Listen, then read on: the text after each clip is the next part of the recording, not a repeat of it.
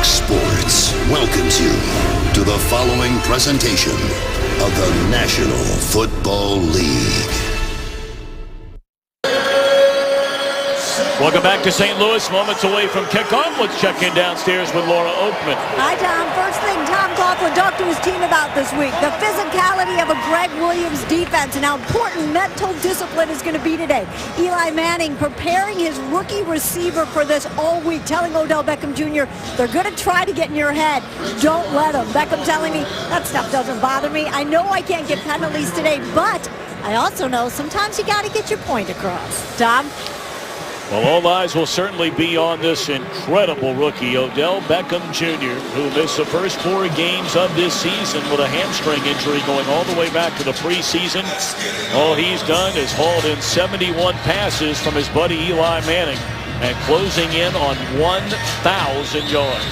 And just imagine, Tom, if he played the first 4 games of this season, what his numbers and production would have been if he did.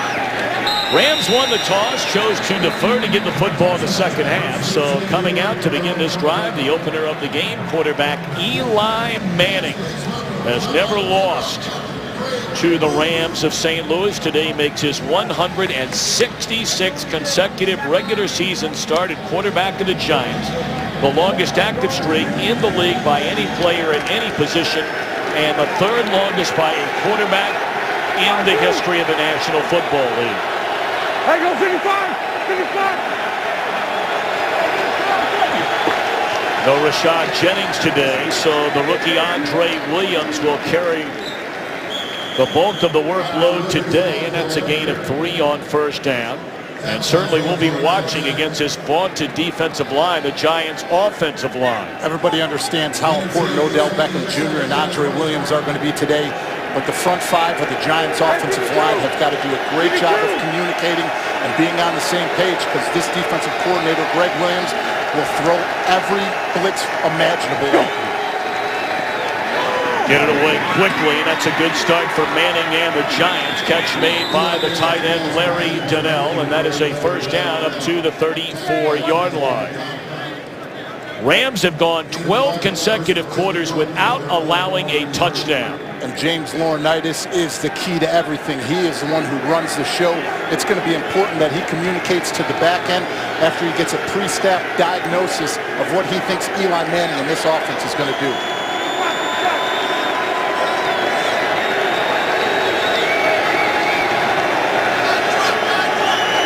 Hey, 55!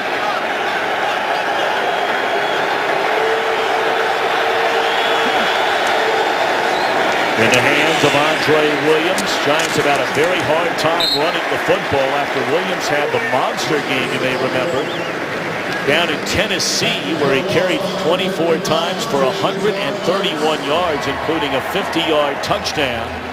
But he did next to nothing after Jennings had to leave the game last week against the Redskins, re-injuring the ankle. You know, those two, Jennings and Williams, have been almost a thunder and lightning combination for the New York Giants. But with Williams starting today and going to be getting the bulk of the carries, it's going to be important that he gets those yards after contact, but protect the football.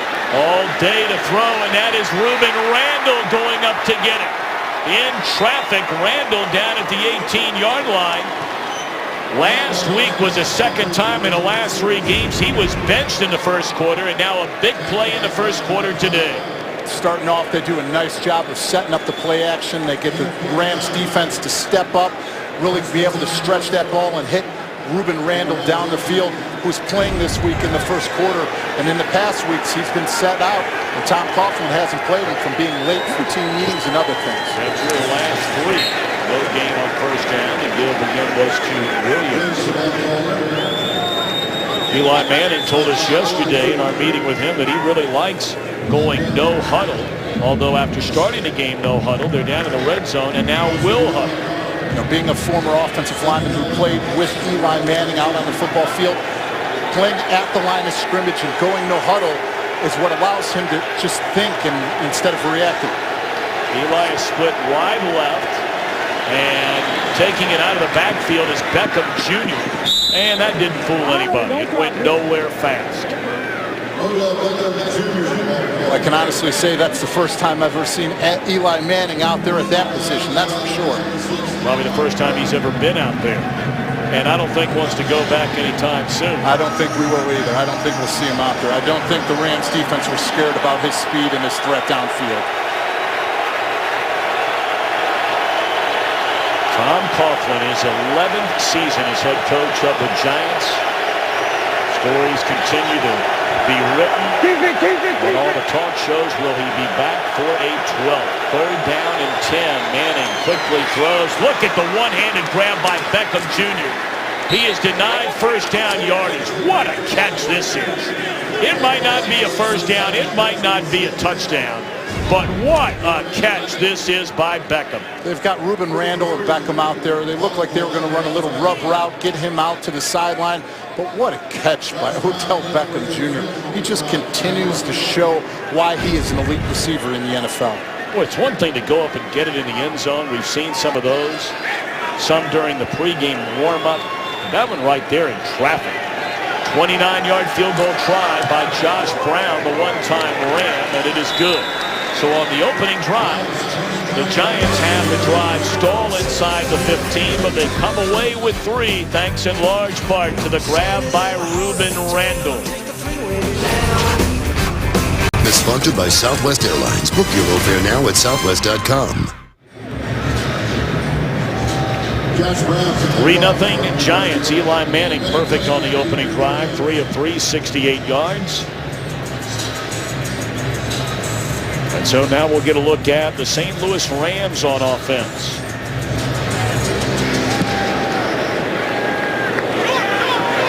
Benny Cunningham, 3 yards out of his own end zone. Spun down, the ball is loose. Still loose. And it looks like the Giants have it. It looked like Nat Burhay, the rookie, who had the football at the bottom of the pile, but we wait for them to pull everybody off of it. And they're saying Giants football. Big momentum play, changing play right there on special teams to get a turnover, get the ball into the red zone right away to start your second possession. That is exactly what the Giants needed to do here on the road. Start fast and create those turnovers early. Looked like Orleans Darkwa, who they just picked up 2 weeks ago, forced the fumble of Cunningham. And indeed it was a rookie Burhay who recovered it. Normally it's the Rams that are the fast starters in games this year, among the very best in that category in the NFL. But now it's the Giants who are trying to add to a 3-0 lead. Football at the 21-yard line.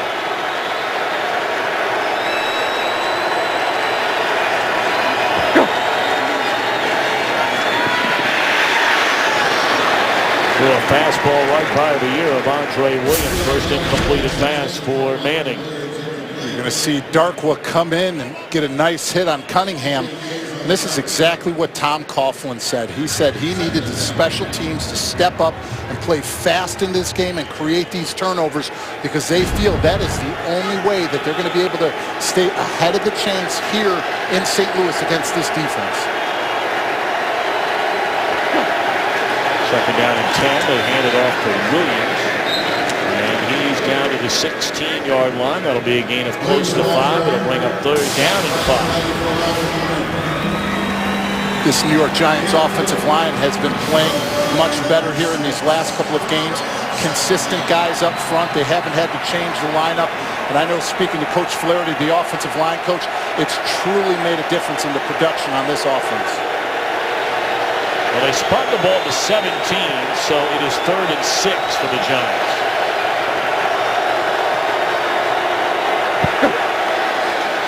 Blitz coming. Giants do well to pick it up. Catch made by Preston Parker, and he will lean inside the 10. There's a penalty flag, 2 of them. Holding. Number 65. Offense. 10-yard penalty remains. 3rd down. That's Will Beatty locked up with Robert Quinn. Certainly worth watching that matchup here today. And most certainly will be, because Robert Quinn on that one showed his explosiveness, went for the rip roof right around William Beatty. William Beatty was clearly grasping around. His feet got beat right at the point. Easy penalty to throw.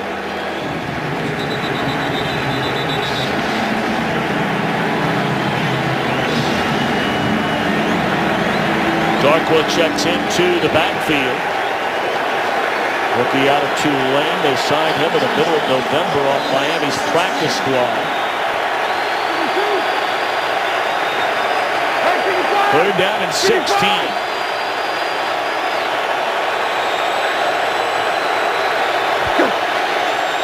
Four-man rush. Manning a lot of time. Throw is on the money to Rueben Randle. It depends on the spot. They needed to get to the 11-yard line for a first down, and it's right there on it. Rueben Randle is going to run the curl, is able to get it to the sticks and come back right against Trumaine Johnson, who is a very good cornerback for this team. This is a nice start for the Giants offense, mixing in the runs, getting the play action going. But the most important thing that they're going to need to do is punch it in right now, because this defense of the St. Louis Rams is the best in the red zone. 31 possessions for offenses down there, but only 14 touchdowns given up. Well, they say it was good enough for a first down. They put it in the hands of the rookie Beckham. And a very short gain, a little bit of contact after he was out of bounds. And that had a lot to do with our conversation with many of these Giants yesterday, that St. Louis's defense plays right on the edge. I know for myself personally, when I was a New York Giant playing up against Greg Williams' defenses, when he was in New Orleans or Washington, as an offensive line, we always said, go get your running backs and wide receivers out of the pile, because they're going to try to hit as many times and get as many stuff as they can. Odell Beckham Jr. in the back of the end zone, a touchdown. Penalty flag is thrown. For Beckham, if it stands, it would be his 10th touchdown of this season. And remember, he missed the first 4 games. After the touchdown, Conte, number 13, New York. The penalty, punch out is good. The penalty will be a force on the kickoff. And naturally, Tom Coughlin saying, hey, come on now. You know, he's proven himself out on the football field. He just scored a touchdown. That's the last thing you need. There's a little, looks like miscommunication between Trumaine Johnson and T.J. McDonald on the back end. That's an easy toss and catch right there for Eli Manning and Odell Beckham Jr. to get a very important touchdown here early and to break this red zone and 12 quarters without giving up a touchdown. He has just tied, has Beckham, Jeremy Shockey's rookie record for receptions in a year by a Giant, and the record tire and touchdown. Sponsored by Bud Light, who reminds fans to stay in the game and drink responsibly. Well, we mentioned this St. Louis Rams defense under Greg Williams had not allowed a touchdown spanning 12 consecutive quarters. That is the 4th longest streak in the NFL going back to the 2000 year. But after the turnover by Cunningham on the kickoff return, they'll give it another try. And he's up to the 37-yard line. So we finally get a look at the Rams offense. And here we are nearly midway through this opening quarter. The flag comes in. A lot of talking, a lot of pushing, a lot of shoving. Even the kicker Brown getting involved.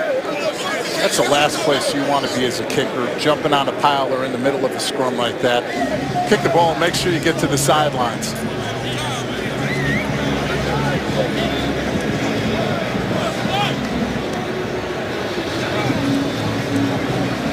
Personal foul, unnecessary roughness, number 3 of the kicking team. 15-yard penalty, automatic, first down. They're going to get him for jumping on the pile.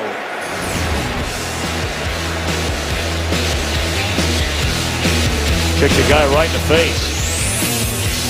That'll generally get you a flag. Today's game on Fox is sponsored by Ford.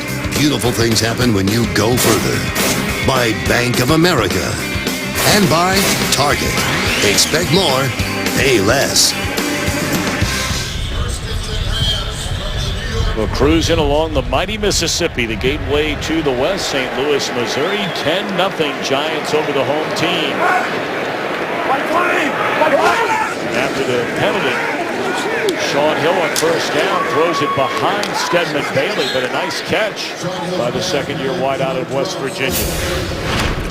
This is where they get Josh Brown with the old mule kick here, giving him the kick to the face. It's a clear penalty, and Coach Coughlin obviously is disappointed with him doing that. And believe me, When you have those penalties, Coach Coughlin is not scared to confront you about them. All right, first play from scrimmage for this Rams offense is a gain of 5. And on second down, the rookie Trey Mason, who has really come on strong as this season has moved forward. He has his second most rushing yards behind the Bengals' Jeremy Hill among all rookies in the National Football League. Shaun Hill, now 34 years old, out of Parsons, Kansas, came into the league as an undrafted rookie free agent with Minnesota. Stops along the way with the 49ers in Detroit, signed with the Rams this offseason.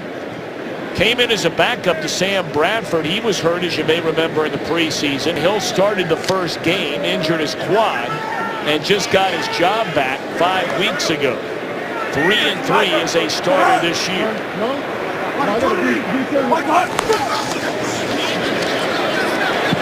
Tavon Austin slips inside the 30. Down to the 29-yard line. Boy, there are games that have been going on already today with incredible playoff implications. The Panthers won. They're now in first in the South. New Orleans eliminated in the NFC South. It'll come down to the Panthers against the Falcons next weekend for the division title. Green Bay has clinched a playoff spot. Detroit's already clinched a playoff spot. They will play next weekend for divisional title in a first-round bye.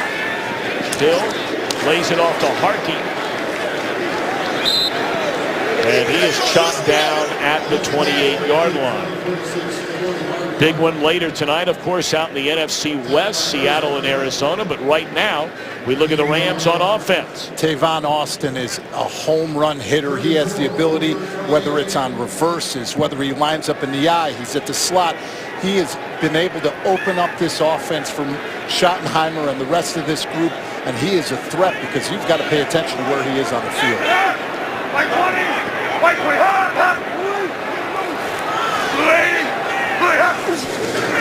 Third down and 4, and Hill is wrapped up and sacked by Jason Pierre-Paul. My, oh my, has he come on strong here of late. 7 sacks in the last 3+ games. They're going to run a basic tackle and twist. Jenkins is able to split it through and get the penetration. JPP comes around. That's his 7th sack in the last 3, and he has 2 forced fumbles as well. He's really been putting on a pass rushing clinic as of late because we never know. This may be the last time you see him in a New York Giants uniform. Yep, he is a free agent along with Antrell Roll at the end of the year. So be a 51 field goal drive for Zuerlein. He has plenty of leg. One of the strongest legs in the league. And that one is launched through the uprights to get the Rams on the board. So they take advantage of the penalty by Brown and cap it off on a field goal. Well, as David brought up earlier, Tom Coughlin preaches all the time about penalties, silly penalties.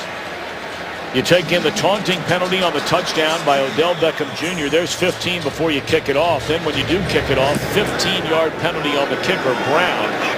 30 yards aiding that field goal drive for the Rams. Preston Parker brings it up to the 25-yard line, and back on offense come Eli and the Giants. There is a penalty flag. Wait a minute now. Penalty flag down on the play. We did not see it along the sideline. Jeff Fisher wondering what this is all about. Pete Morelli, our referee today. Offside, number 53 of the kicking team. The 5-yard penalty be added to the end of the run. First down, timeout. So they'll start the drive at the 30.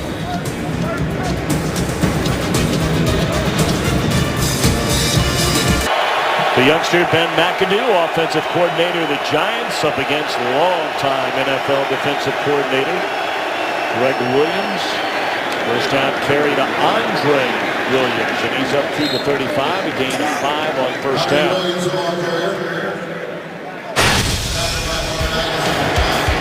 Touchdown a moment ago by Odell Beckham Jr. ties Jeremy Shockey for most in a season, receptions in a season. And then after the taunting, his head coach reminds him that's not what we're counting on or looking for. Next catch. And he will be the Giants' record holder for a rookie in a single season.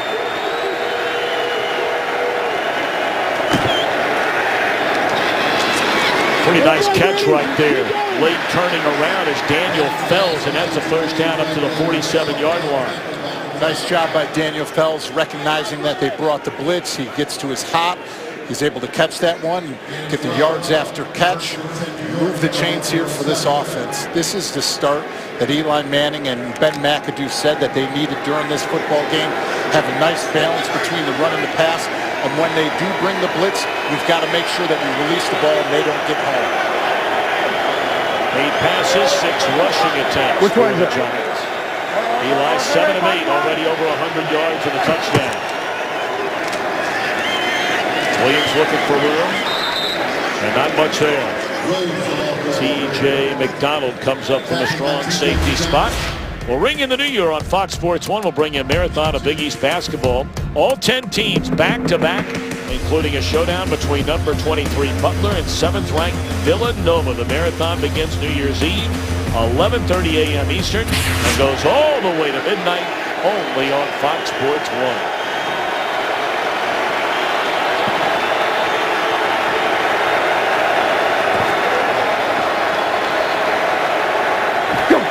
Quiet start for this Rams defensive front until now.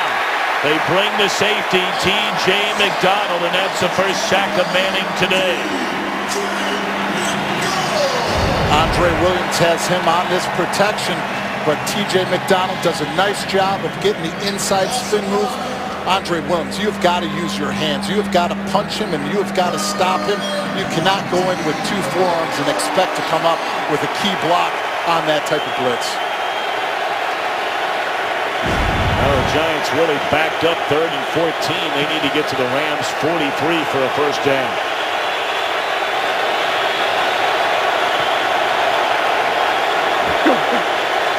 Blitz coming again. Dumped off to Donnell, and he is chopped down. There is a penalty flag down right in midfield. Gaines able to bring down Donnell. I think that's going to be taken back. I think Preston Parker was blocking before. Pass interference, number 83 of the offense. Penalty is declined. 4th down.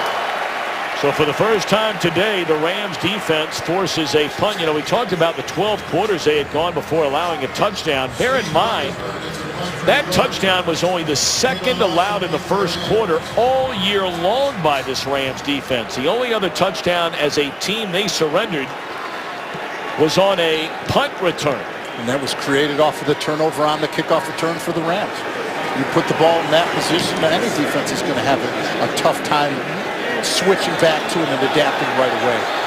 Tavon Austin inside the 10. And look out for Austin. Down the sideline. No penalty flag. And he brings that, let's see where they spot it, to the 48-yard line. For somebody his size, he shows toughness. He shows confidence. He fights right through 3 missed blocks on this one. But his ability to just continue to see one hole and hit it. That is the thing that you have to be as a returner. You've got to be fearless, and you have got to be decisive. Once you see that hole, you have got to hit it fast because it closes in a split second. Mark Herzlich able to run him out of bounds after a 41-yard return. So now first down for the Rams. From their own 47 is where they spot it.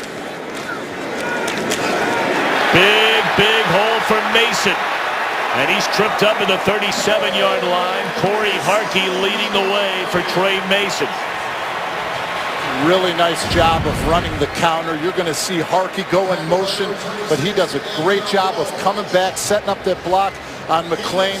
Trey Mason just taking it, bouncing it right off of it and moving forward. Trey Mason has been unbelievable in the last 6 games. 5 of them he's had over 100 yards, and he has really been that explosive and recharge that they've needed on this team. He began the year as a backup to Zach Stacy, who had the big year as a rookie last year. In the air, and it's intercepted by Kerry Wynn. Catch, it should have been made by Austin. Tipped into the air, and the rookie out of Richmond, who's getting a lot of playing time, is Johnny on the spot, his first career INT. Anytime you throw these wide receiver screens, you've got to make sure that you throw it low and you do not throw it high for this reason right here. Anytime it is thrown high and you get that tip, you are definitely susceptible to any type of interception. That's just a tip drill, and it's crazy that a defensive lineman, Kerry Wynn, is the one that got involved in it, when usually it's the defensive backs that practice that week in and week out. Wynn is coming off an excellent game. He had a team-high 7 tackles against Washington. Tom Coughlin had a lot of good things to say about him after not playing the entire year for the last 3 weeks. First down carried by Williams. And that will be a gain of close to 6 yards right at midfield. Preston Parker coming in on that one, making a good block, and that is the one thing about Preston Parker. He is not scared to get his hands dirty, do the blocking. You know, they motion him in and he'll hit on the edges against defensive ends. You know, you got to give this man a lot of credit for doing this as a free agent. He was a guy that was out of football and was doing a lot of odd jobs. We have an injured player, it looks like E.J. Gaines, down on a knee. Well, the rookie out of Missouri, he grew up just down the road in Independence, Missouri. E.J. Gaines still being looked at on the Rams sideline. He is the only rookie cornerback to start every game for his team in the NFL this year. Tremaine Johnson will replace him. 2 early turnovers for St. Louis. E.J. Gaines has been on 97% of the defensive snaps, and his ability to step inside at the nickel for this team has been unbelievable. Andre Williams on second down. Not much running room there, but you see bodies flying even right at the first sound of the whistle. That was Chris Long who came flying in there.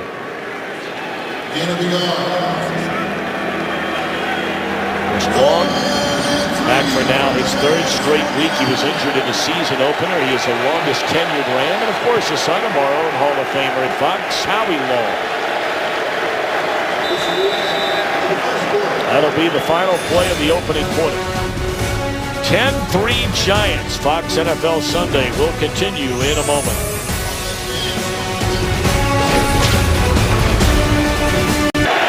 Set to begin the second quarter. It is a 3rd down. Right at midfield for the Giants, who lead 10-3. Donnell down the sideline. Beautifully thrown ball, an excellent. No, they're saying he did not hang on to the football through the process. Once he came down, did not maintain control. Very nice play design. They tried doing the pick and rub. Everybody took their attention to Odell Beckham Jr., which was allowed Larry Donald to get down the field, and looks like a catch to me. Boy, it sure does, especially after he had been touched. And this is a challenge flag thrown by Tom Coughlin. It looked like he had already been touched down with possession of the football. And a big pat on the back, Coughlin, to Donnell. New York is challenging the previous play that the receiver made a catch. Timeout. So the judiciary will have a look.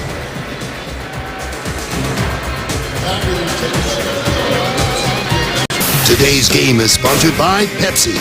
Pepsi hyped for halftime, the official sponsor of the Pepsi Super Bowl 49 halftime show. By Jared, the Galleria of Jewelry. And by Domino's. Oh, yes, we did.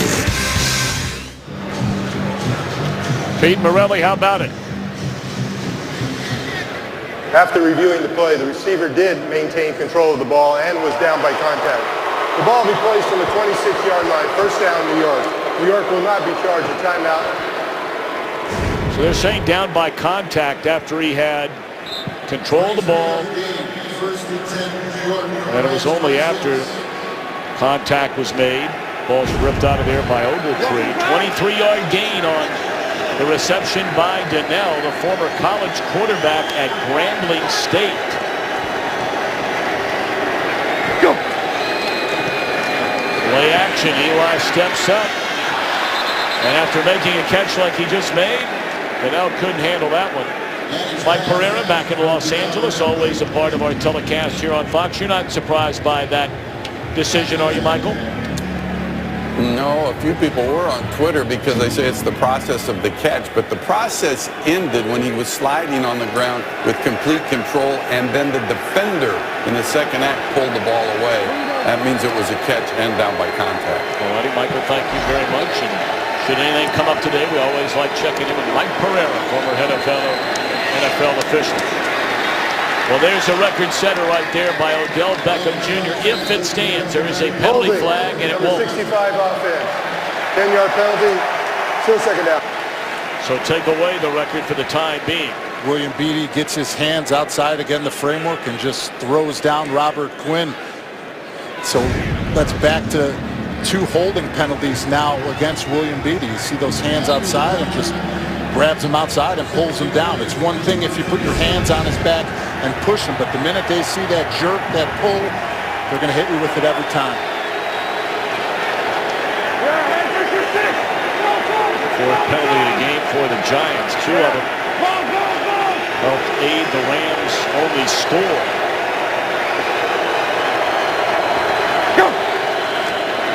Second down. What a lick delivered on Preston Parker by LaMarcus Joyner. And Parker hung on. You know, we're talking about some of the playoff scenarios in the NFC. The Steelers, with their win today, have clinched a playoff spot. They will play the Bengals next weekend. Potentially the NFC North in a first-round bye on the line. Potentially, depending. The Bengals have to play Denver tomorrow night. Denver would have another game against Oakland next weekend. New England today with its win takes care of home field advantage in the AFC playoffs. Manning throws a bullet again to Parker, but he's short. Appears to be short of the first down. Let's check in downstairs. An injury update with Laura Oakman. Tom, quick update on E.J. Gaines. You guys talked about it. There hasn't been many of those. One of the things the coaches love best about this rookie is his durability, but right now he's in the locker room there undergoing tests for his shoulder. His return is questionable. All right, Laura, thank you very much. This will be a 37-yard field goal try for Josh Brown. He has just missed one the entire year for the Giants. And that one right down the middle. Giants lead is 10 after the takeaway.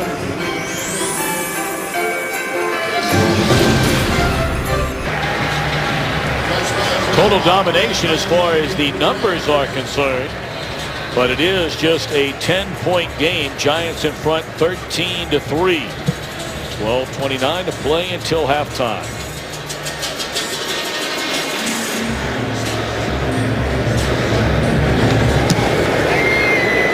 Brown puts a foot on it. And Cunningham will take a knee.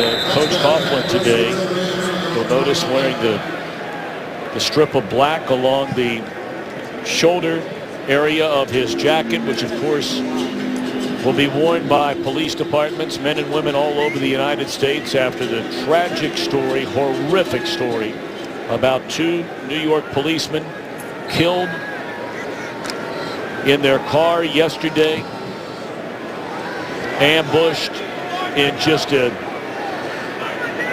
cowardly act. And our thoughts and prayers are certainly with their many, many friends and family and so many others. It's a terrible story. First down catch made by Kenny Britt, and that's a first down. Let's check in back in Los Angeles. Game break time. Hello, Joel Klatt. Tom, hello. And we go to Dallas, where it's been a quick morning so far for Dez Bryant. That's a touchdown from Tony Romo, more like the afternoon. 19 yards. Colts failed a fake punt inside their own territory. That's why Dallas had the ball so quickly. 14-0, Tom. All righty. Zach Stacy gets a carry. And he's met by Jonathan Hankins. Hankins is having a really good year. Second-round draft choice out of Ohio State. Has gotten better and better as this season has gone on. And they're very excited about Hankins moving forward. He had big shoes to fill with Linval Joseph when he left after last year. You know, if you look at the Giants draft picks in the past, it started with Barry Cofield, second rounder, Linval Joseph, second rounder, and now Jonathan Hankins stepping in. His 7 sacks right now are the most by a defensive tackle since Keith Hamilton from back in 2000. Run around and hand it off once more to Stacy. And he's up to close to the 45. They'll bring up 3rd down and 3. We'd love to welcome the men and women in uniform serving around the world watching today's game in 175 countries and aboard ships at sea on AFN, the American Forces Network. Thank you for all you do. God bless you all away from your families and friends, standing strong and proud for the greatest country in the world, the United States of America.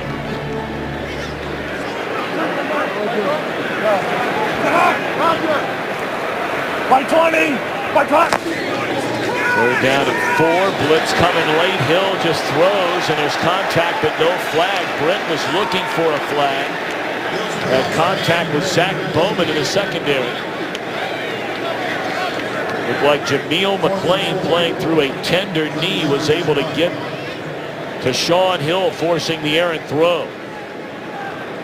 JPP was getting pressure around the edge, forced Sean Hill to step up in that pocket. Took a big hit right there by McClain. And that's the defense, and those are the type of blitzing schemes that this Giants defense and Perry Fewell have dialed up these past couple weeks and have really improved. That one went over the goal line. It is called a touchback. That Johnny Hekker, boy, he sucked. Pro Bowler last year.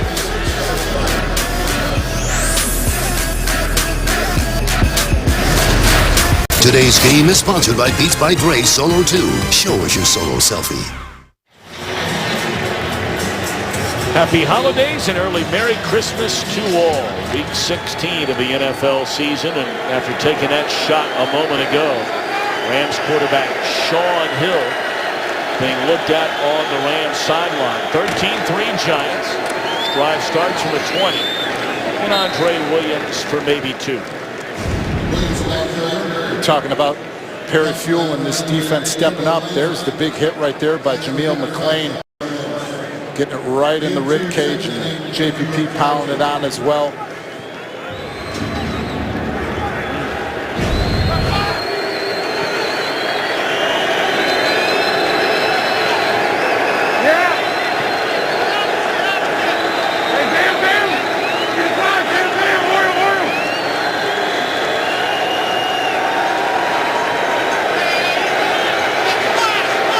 Clock down to 3. They may have to burn a timeout.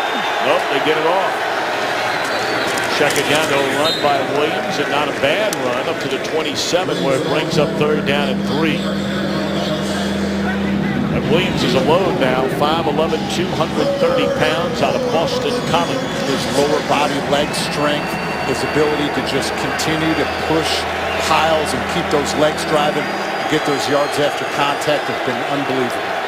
He's not had a great rookie year. I mean, his yards per carry barely over 3. But they've seen signs of what might come in years to come. Quick trigger. Preston Parker, 1st down across the 40 up to the 42-yard line. Preston Parker does a nice job of spinning inside, getting those yards after catch, continuing to move the chains. Like I said, he is the guy that I've been very impressed with, and every single coach that we've talked to said he is just a fighter and a competitor. Well, he said you learned your lesson. He was out of football. Had a couple of decent years with Tampa Bay, but they decided to cut him loose. Giants brought him in as a free agent this year, closing in on 40 receptions. Darkwa, his first carry, thrown to the deck, but not before a gain of 7, maybe 8 by Ogletree. You know, it's funny, some of the guys you bring in over the course of a year, and the Giants have placed 22 players on season-ending injured reserve. So they brought in a lot of guys, as they say, off the street. They most certainly have. And when I talked to Ronnie Barnes, the head trainer of the New York Giants, has been there for over 30 years, and he said he has never been in this position ever throughout those 30 years. Looked like Laurinaitis, along with Long, standing up dark, was short of a first down. Very good start today for Eli Manning. His offensive line's done a good job. They really have. They've really, at the point of attack in the run game, have done a good job of solidifying before going up to the second-level linebackers. And they really have done a nice job of protecting for Eli Manning and give him the amount of time that he needs to deliver the ball accurately. Giants very good on 3rd and 1 this year. 15 out of 21. And they've run it 16 times, make it 17, and they cash it again. Hynoski in front of Williams to convert on 3rd and a yard. Very nice play designed by Ben McAdoo, the offensive coordinator. Puts in motion Adrian Robinson to the other side. You see the St. Louis Rams defense kind of slide over, and they hit it to the backside. So very nice design on that to get the first down. Much was made of McAdoo. They had the terrible preseason, you may remember. Terrible preseason on offense. They lost their first 2 games of the regular season, scoring a combined 28 points. But I think most people, even those most critical of the Giants this year, Williams for a yard, maybe. Mark Barron runs him over. I feel like the Giants in his first year under McAdoo have made progress. There's a very funny new series coming to Fox in January called Backstrom. Stars Rainn Wilson as a brilliant but eccentric cop who solves the toughest crimes. Series premieres Thursday, January 22nd on Fox.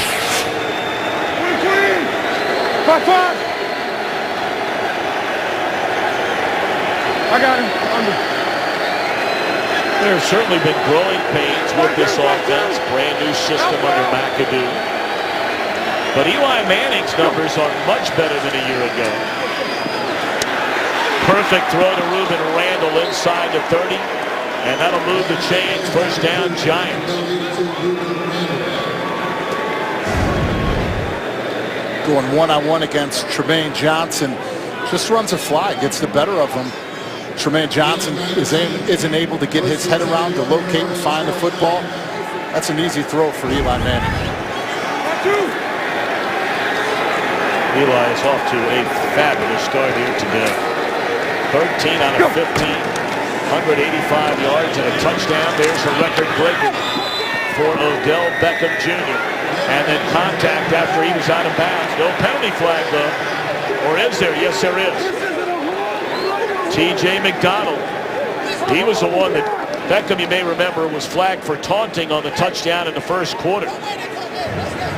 After the play was over, taunting, number 25, defense. After this to the goal, automatic first down.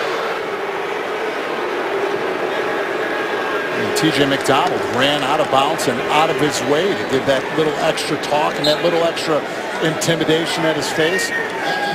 You just can't have that in a game that you're already down. Not to mention, what are you going over to talk trash about?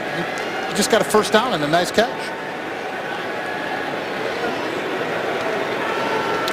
You watch it every week, and it does make you wonder, what could he have possibly been thinking about?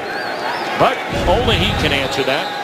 15 yards will move it down to the 12-yard line, and a timeout going to be called by the Giants.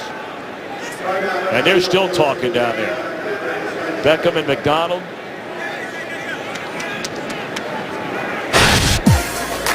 Well, Beckham's been lighting it up, as we know, even though he missed the first 4 games. And he is something to watch. More people out here watching his pregame warm-up, taking pictures, you know, putting stuff up on Instagram to show and show that video footage. And you know, when we've had the Giants this year and we've gone around, you know, you think about the time here in St. Louis, you know, people would come to watch Mark McGwire hit BP and hit dingers, and it's no different right now for Odell Beckham Jr. They just want to see the amazing one-handed catches before the game. 4 yards shy of 1,000 on the year. Got his 10th touchdown of the year today. And again, he missed his first 4 games this season with that hamstring injury. So now the Giants all-time rookie record holder for receptions, receiving yards, and touchdowns. 5-2, 5-2. Yeah. Go. 10th play of the drive. They give it to Darkwa, and he will find the end zone. A touchdown. First time in the career of Orleans Darkwa, a rookie out of Tulane whom they signed a little more than a month ago. How about that? Breaks through 2 arm tackles. The last one to get his hands on there, which is surprising. He was able to get through Aaron Donald. Just keep those legs driving. He was able to find a seam and just run right through it. First one was Michael Hayes. Second one was Aaron Donald. He was able to continue to run through and cut that back, get a nice touchdown. Darkwa, an undrafted rookie signed originally by Miami. They put him on the practice squad. And now this is his 5th game with the Giants since being activated. Congratulations to him. And the Giants are rolling here in St. Louis so far. Darkwa, the rookie, his first career touchdown. 12-yard run. Took a hit, stayed on his feet, and all of a sudden this Rams defense, which had pitched back-to-back shutouts and wins over Oakland and Washington. They gave up 4 field goals last week in the loss to Arizona. And the Giants have come in here and put 20 on them. With still 5 minutes to go in the first half. Short kickoff. Be handled at the 18-yard line by Tim Barnes. Tell you what, David, you and I were just talking in the commercial break.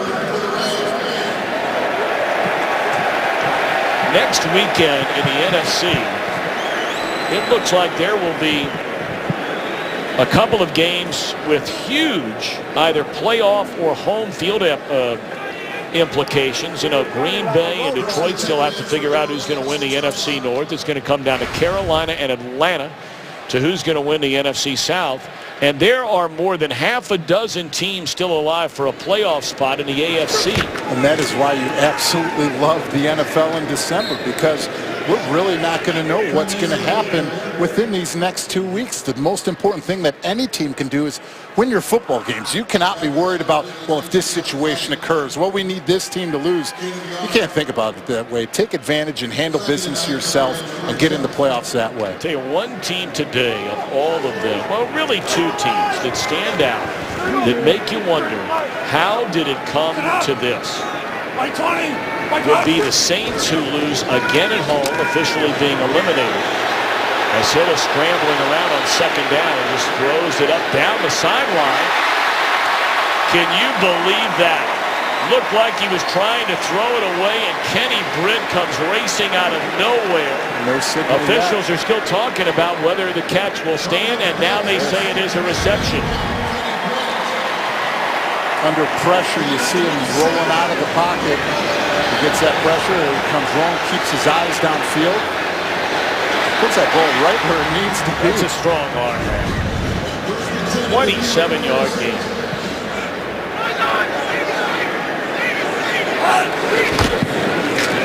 Mason for a couple of yards, but to finish that thought, the 2 teams, you just say to yourself, how did it happen today? Saints lose again at home. And they really got kicked around in that game by Atlanta. Were it not for a kickoff return of 99 yards, they were dominated today in New Orleans. And the other one, the Baltimore Ravens, they go on the road and just get clobbered by the Houston Texans. Casey Keenum at quarterback today. That was a team that we had earlier in this year, the Baltimore Ravens, and I really thought that they were going to go to the playoffs and make a splash, but in that division and the way that this season has gone, they've really actually struggled down the stretch and haven't gotten the wins that they needed and should have won. And you couldn't be more right about the New Orleans Saints. They used to be dominant at home. Drew Brees throwing for almost 300 yards each and every one of those games, but there has been zero consistency out of that football team. I mean, their defense has been brutal. And really, Brees has not had a Brees-type year, especially in big moments this season. Another late interception, but he had a chance to bring him back in the 4th quarter today. Hill, 3rd down, again just throws it up, and this will be a flag. Intercepted. by Dominique Rodgers-Cromartie, still on his feet. Tackled at the 31, but a flag all the way down. Contact was made with Rodgers-Cromartie and Tavon Austin.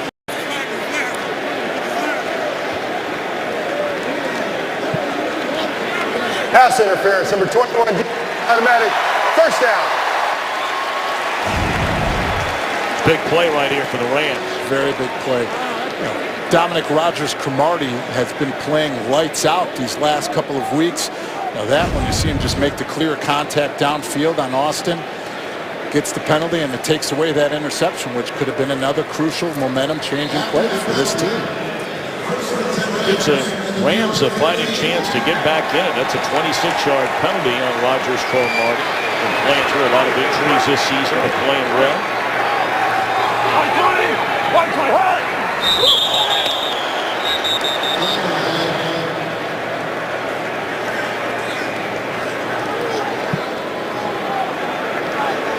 Encroachment, defense, 5-yard penalty. Remains first down. Really nice job with the cadence and snap count, given the hard count by Sean Hill to get Hankins to jump off sides.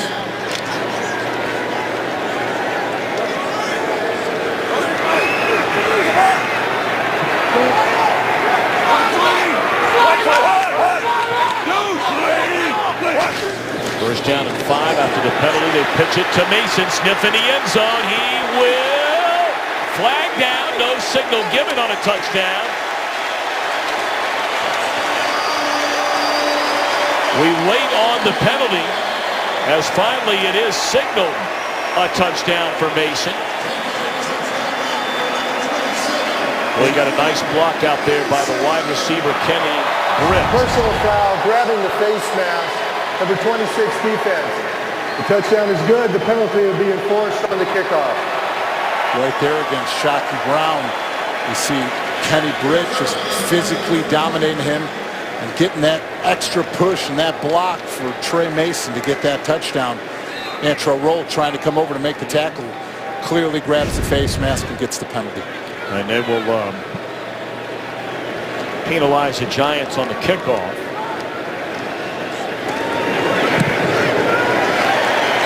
So that makes it a 10-point game. We're talking about Odell Beckham Jr.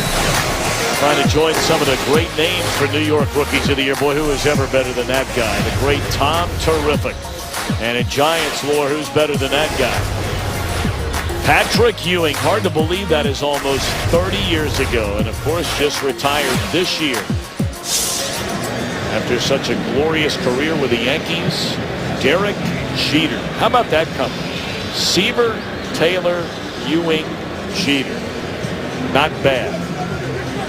You know, when you think about it, a lot of Giants fans and a lot of people that have watched the New York Giants for a long time have compared Odell Beckham Jr.'s impact as a rookie on the offense, just like Lawrence Taylor when he was a defensive end slash outside linebacker hybrid who completely changed the game of football with the way he played.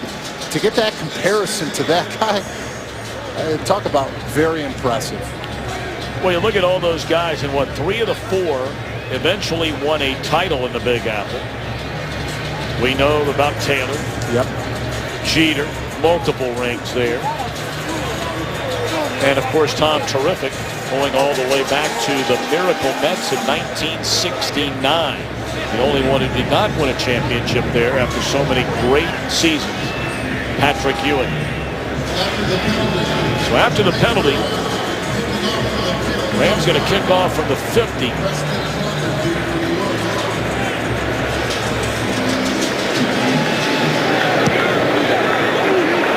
This is where you see that short kickoff where they want to force a guy to try and run it out. Ideally, what we've seen lately is you'll kick that ball right at the 1-yard line, forcing them to return it. Didn't happen there. Have you heard about the new show Empire coming in January? Terrence Howard as a hip-hop mogul and his just-out-of-prison ex-wife. High drama, amazing music. The show for you, Empire, premieres Wednesday, January 7th on Fox. Well, we talked about that a moment ago. Couple of touchdowns surrendered by this Rams defense after not giving up one over the last 12 quarters coming into the game. 2:18 to go. The Giants have 2 timeouts remaining. Beckham got a block, got a couple of them. And this may be a flag. And then a kick by Beckham. Tell you, this game's got a chance to get ugly. It might get ugly right now. It is getting ugly right now. You could see this coming from a long time ago. We've had a kicker kick somebody in the face. We've had a couple of late hits out of bounds. That one a very late hit out of bounds by Alec Ogletree. And Odell Beckham Jr. didn't like it at all. Well, when he was going to get off to the block, Alex Ogletree actually pushed him and mushed him in the helmet and in the face mask. And that's when he saw the retaliation out of Odell Beckham Jr. But we've got to get back to football here. As much fight and all this stuff that's going on, yeah, it's going to bring some intensity to this football games. But let's do it inside the lines. Let's do it out on the football field, and let's play a competitive game here. I got to tell you, David Deal, you know, you brought it up earlier. It's clearly that's just a late hit, a late shove, and then a push, a kick. Good thing Laura Oakman was able, our sideline reporter was able to get out of the way of that one because she was right there. Get out of the way, Laura. Find safety somewhere down there. You know, you brought it up earlier, and you're a guy that played in the league, all-pro offensive lineman. You know what even further makes you wonder? You're talking about a couple of teams that are going nowhere. So why are you jawing? What have you done to jaw? And that's the most disappointing thing out of it. Believe me, tempers get going, emotions get flying, but this is doing nothing to benefit either one of your football teams right now. Not to mention with all this stuff that happens on the sidelines, with all the people involved, this is when people really get hurt in those big scrums and piles.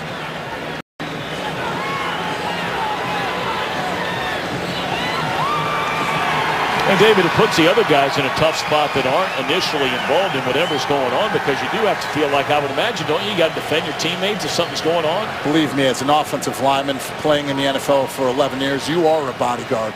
You're there to protect your guys. You're there to make sure that nobody gets cheap shotted. And when it comes time like that, yeah, you're in there defending, you're pulling guys apart because you want to protect your guys. Well, we're still waiting for Pete Morelli and company. The Rams are the most penalized team in the NFL, and they have that reputation. Not a single referee right now, if you're looking, except for the one that was just picked up. And now the other one that's picked up, every single flag is out on the field right now. It started very early. The talking, perhaps a little fuel to the fire when Beckham spins the ball in the face of McDonald, the taunting penalty after the touchdown in the end zone, and it has escalated from there. Tom Coughlin said it yesterday. He knew that this could be a game that gets chippy like this, but he said you have to control yourself under the pressure, and you've got to make sure that you've got to walk away from those things and do it when the ball is snapped. That's when you can get it done. And that's where you see really this year the difference between these two teams among many is that Jeff Fisher's team's the most penalized team in the league. Tom Coughlin's team among the least penalized teams in the league. Mike Pereira, you know, you've been down on the field for a long time before you got moved up to the head of NFL officials. When you're down there on the field right now, what is going on in that meeting with nearly every official involved in it? Well, the one thing they're trying to decide here is who are they going to eject? I mean, I think that you're going to have offsetting personal fouls, I'm sure. Certainly Ogletree starts the whole thing with the late shove down and then the second shove, but you get a punch or two that's thrown. Yep. As After an the official, player first went you're out of trying to bounds, go. there's multiple fouls on the play and some ejections. Ejected from the game will be number 83 for the New York Giants and number 95 for New York, and number 95 for St. Louis, and 98 for the New York Giants. There was a foul against an official on this play. We will go 15 yards against St. Louis and then bring the flag back and make it 1st and 25. And 52 personal foul on defense. All right, so we have had Damontre Moore Preston Parker. Preston Parker of Michael. the Giants, and then we had William Hayes, backup defensive end for the Rams. Mike, please finish your thought there, but while they try to figure out where the ball is going to be. 83 was the one that we thought would be ejected. The other thing is now is when you go to the coaches, and I think Pete Morelli's got to do that in his crew and say this has to stop. And I have seen games shut down where referees, certainly what I would do in the situation, as Pete is doing right now. I'm sure he's telling Tom Coughlin, and he'll tell Jeff Fisher the same thing. We got to get this game under control, and if somebody even breathes on an opponent, we're going to call fouls until we get it under control. And that's about the only way you can get a game like this back under control and get it in hand. Well, you saw, as Mike Pereira mentioned, Preston Parker got wrapped up in the whole sort of pile, getting pushed and shoved, and then he decided to throw a right hook at somebody. Damontre Moore, who wasn't even on the field, gets involved over on the sideline. He's been thrown out. And as we mentioned, William Hayes also ejected. This is ugly, isn't it, Mike? Guys, and I will say this. It's probably not the last of it either, because the league will go over all of this film, and they are really, really strict when it comes to fighting. So even players that weren't called for fouls or disqualified might end up with those fine letters next week. The league does not like this scene, period, and they will address it, I assure you. All right, Mike Pereira, thank you very much. We are trying to find out if Pete Morelli's microphone went out when announcing a third Giant being ejected in this game. I'm sure Tom Coughlin, as Mike Pereira just mentioned, is wanting to know, okay, once we've sorted all that out, where's the ball going to be? As Damontre Moore is led back into the locker room after being thrown out. Question is, did Jonathan Hankins get thrown out of this game? We told you about Parker and we told you about Moore. And those were the only two that we'd seen walk off of the field into the locker room with William Hayes.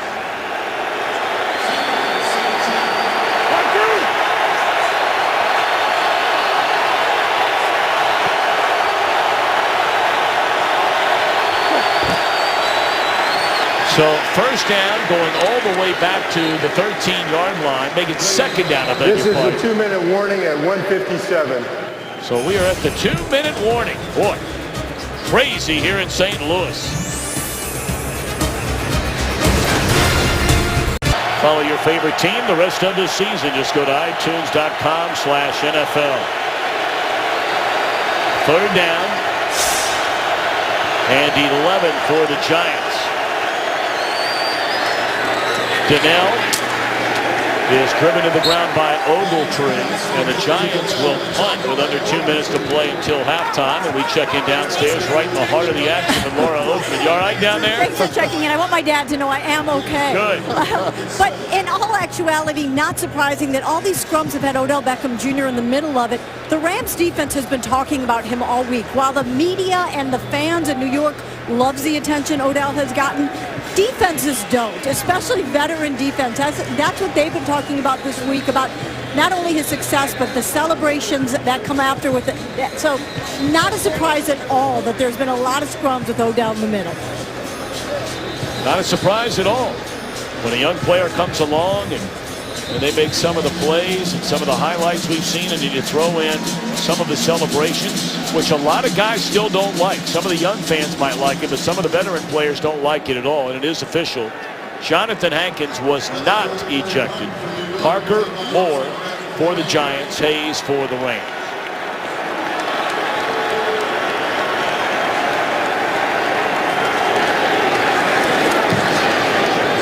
Rutherford. Beautiful punt, backing up Austin to the 24-yard line. Boy, he got a big block. Man, still on his feet. Mercy, mercy, and now flags come flying again. Boy, there was an incredible hit down there on a block. Yeah, Darren Bates, number 53 of the Rams.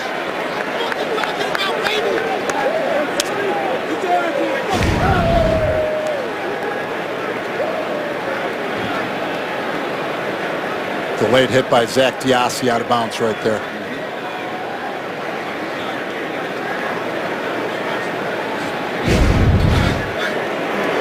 And this will tack on another 15 yards to a pretty good return. Boy, and these coaches and these officials do indeed need to get this game back on track, because this is not good. And you run the risk of very, very serious injury to players on both teams when you're hitting guys 3 and 4 and 5 and 7 yards out of bounds.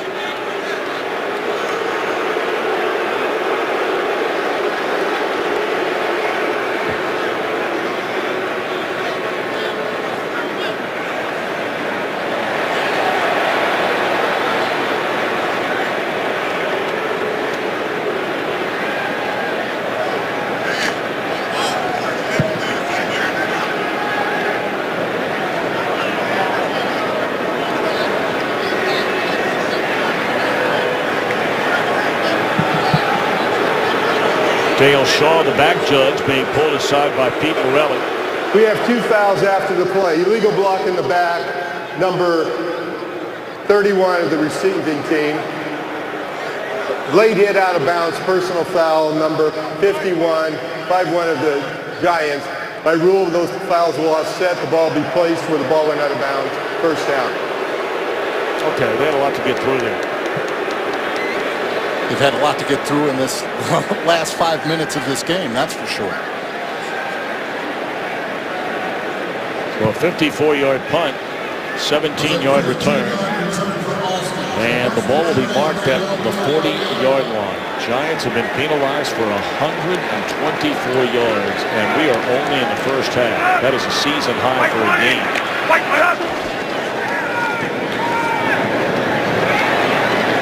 Throw off target, but a nice reception made by Kenny Britt. Gain of 5. Rams have 2 timeouts left and 1:20 to play.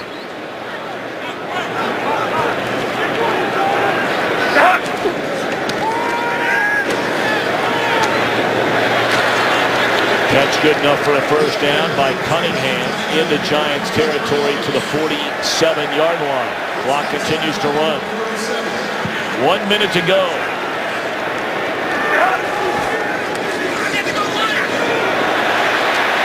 Hill able to get rid of it just in time. Heavy pressure by Cullen Jenkins. Jenkins actually goes unblocked. He actually splits the center and the guard right now, Scott Wells and Davin Joseph, right through the middle of the offense. I mean, you can't have that miscommunication and just let Cullen Jenkins run through. Jenkins been around a long time. Originally a college free agent. 7 years a starter in Green Bay. Finally healthy again. And this is second year as a Giant. Good protection. Catch at the 30-yard line by Stedman Bailey. 45 seconds, and Hill trying to get him to the line of scrimmage. Now they'll call a timeout. 44 ticks remaining. So while we have a moment, let's check in with Kurt Menefee to see what's coming up on the Visa Halftime Report. Coming up on the Visa Halftime, we've got your highlights from a busy day so far as the Chargers move into the 6th seed in the AFC with the Ravens' loss. And over in the NFC, the Panthers take over the South lead, leading to a winner-take-all game next week against the Falcons. Highlights at half. Well, you and I have seen a lot, David Deal, of that NFC South. And look, who's going to kid who? When everybody in the division is well under 500, it ain't been pretty. But somebody's going to win it, and it's right now down to the Falcons and the Panthers. It's just amazing that the team who loses and doesn't take over the division is going to have a top 10 draft pick. So either you're going into the playoffs or you're going to get a good draft pick. I don't think I've ever seen that in an NFL season. You're right.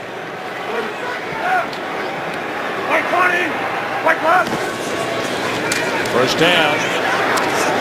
Tavon Austin avoids a tackle, tiptoes along the sideline, steps out of bounds to the 15. Another first down. Clock stops. 37 seconds left. Just runs a basic crossing route right through the middle of the defense. that speed of Tavon Austin, Antrel Rolle cannot keep up with that one as he's crossing. Gets the first down, but the biggest thing he did is get out of bounds to stop the clock. So the Rams, who were completely dominated up until about 5 minutes ago, now have a chance with a touchdown to get this to a 3-point game at half. Blitz coming. Catch first of the game by their leading receiver, the tight end Jared Cook. 5-yard gain, clock at 25 seconds. And they still have a timeout left to the Rams. Boy, they're taking a lot of time here.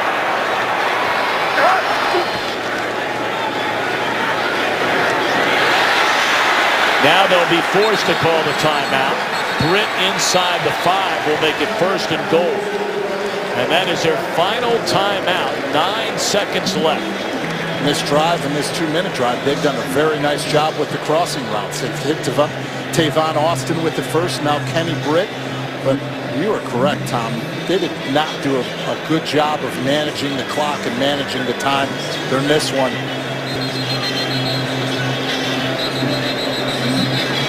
Well, coming up on the Visa halftime, you saw there a moment ago, Kurt Howie, Michael, Jimmy, and company.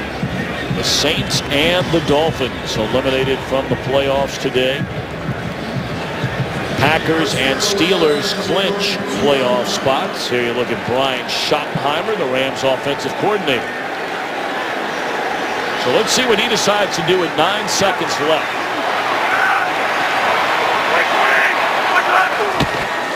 High snap. That took a lot of time. You had Stedman Bailey open in the back of the end zone too. That high snap completely hurt and affected the timing of the routes with the quarterback. They weren't on the same page. He tried delivering that one late and just did not give him a good throw. You know, without that high snap and Hill having to roll right, what, David, you're figuring maybe get 2 shots at it at the end zone, but that play forces you now to kick a field goal. I mean, just think about how much time they've wasted in this 2-minute drive that they could have had another attempt to take a shot at the end zone and hopefully come up with a touchdown instead of right now settling for a field goal. 20-yarder, and it is good. The Rams will get the ball to start the second half. Well, you'll certainly want to stick around for the second half of this one. Neither one of these teams are going to the playoffs, but some might be going to the disciplinary head of the NFL. 20-13, just about set to begin the second half. Rams will get the football. Nissan, our performance, it excites. Eli Manning, we talked a lot with him yesterday, David Deal, about keeping him upright. His offensive line has done an excellent job, and he's gotten the ball out of his hand quickly. They've been on target. Yeah, they've been able to run the quick routes, be able to slice it out there to the wide receivers. Now, I think the second half, they have got to run the ball more effectively than they did in the first half. They've got to get things going because they cannot rely solely on Odell Beckham Jr. Not to mention these penalties. Right now, the Giants have 9 for 124 yards. They're averaging 6 on the season. And when you're on the road in the second half, if you continue to follow the undisciplined play and the selfish plays, they're going to catch up to you, and you're going to lose football games that way. Well, it'll be interesting to see very early on in this second half if perhaps cooler heads prevail, because it was a very ugly first half. Penalties, late hits, 3 players ejected. How about all of it, Laura Oakman? I'll tell you, this is the first halftime report. I didn't talk any football with either coach. I walked out with Tom Coughlin, who was so angry/disappointed because, as we know, all week he's been stressing to his team, this is what the Rams do. They're trying to bait us. We have to stay cool, do not add fuel to the fire. He said, we definitely have not done that. He walked off the field shaking his head, just saying, this is not the way you play the game. This is not how it's meant to be played. Tom? All right, Laura, thank you very much. First down, and Mason run out of bounds after a 12-yard gain. How about on Jeff Fisher's side of the ledger?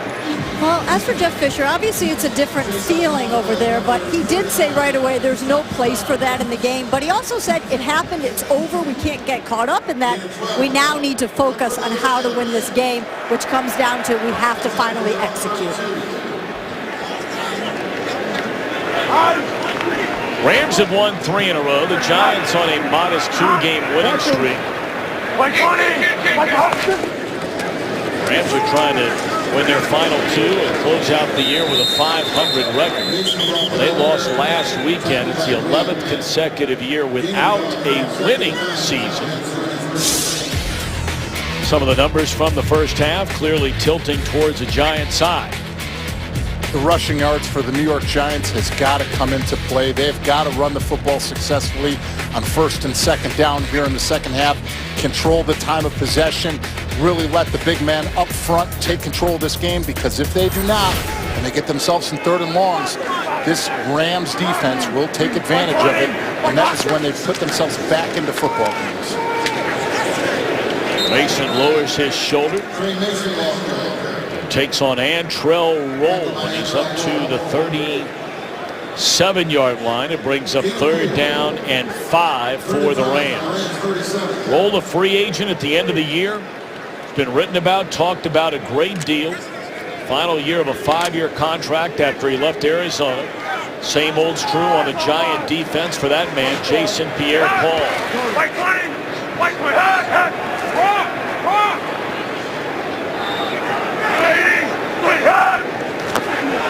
Free play, it looks like. Paul jumped early. They just throw it down the sideline. It's intercepted.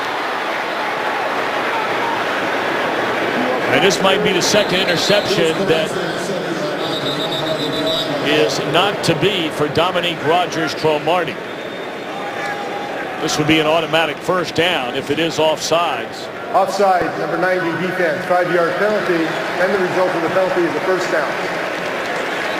Shaun Hill doing a great job with the cadence, changing up, giving the hard counts.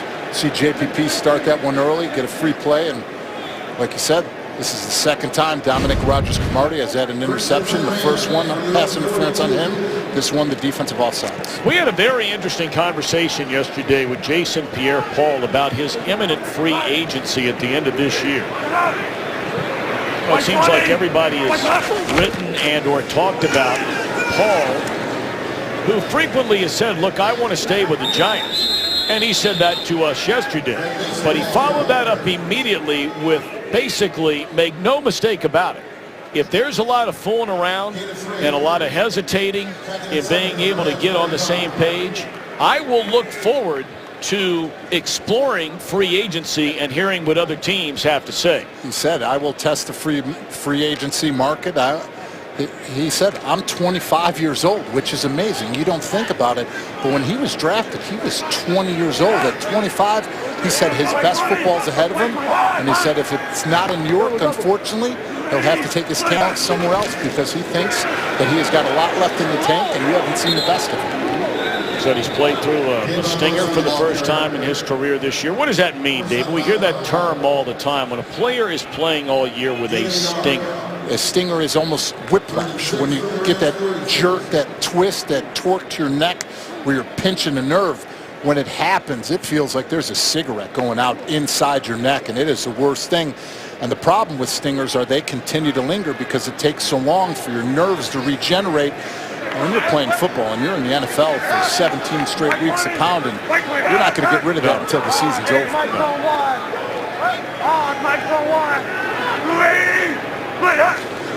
We're down at 6, blitz coming. Boy, and Hill took a shot for the second time from Jameel McClain today.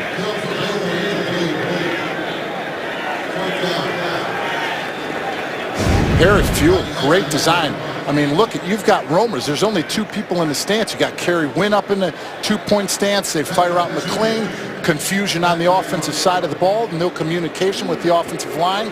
Incomplete pass, and another big hit by Jameel McClain on Shaun Hill. Just poor communication and poor performance right there on that 3rd down. Fair catch. Inside the 15 by Odell Beckham Jr. 2013, Giants have the ball for the first time in the second half when we return. Today's game on Fox is sponsored by Southwest Airlines. Book your low fare now at southwest.com. By Burger King. Mix and match 2 large premium sandwiches for just $5 only at Burger King. By Sprint. And by Taken 3. It all ends here, January 9th, only in theaters. Giants get the football for the first time here in the third quarter. And Eli Manning will turn and hand it off to Andre Williams. Took a big hit from Janoris Jenkins, and it's Jenkins who's down on the ground. We talked about earlier now, when Williams is coming at you and gets a little steam behind him, more times than not, it's Andre Williams who delivers the shot. The power with his lower body, his ability to continue to hit, just his leverage. He just gets underneath people and lowers the boom. Ooh, looks definitely like a shoulder or neck. We were just talking about a stinger. You could tell he definitely got hurt on that one.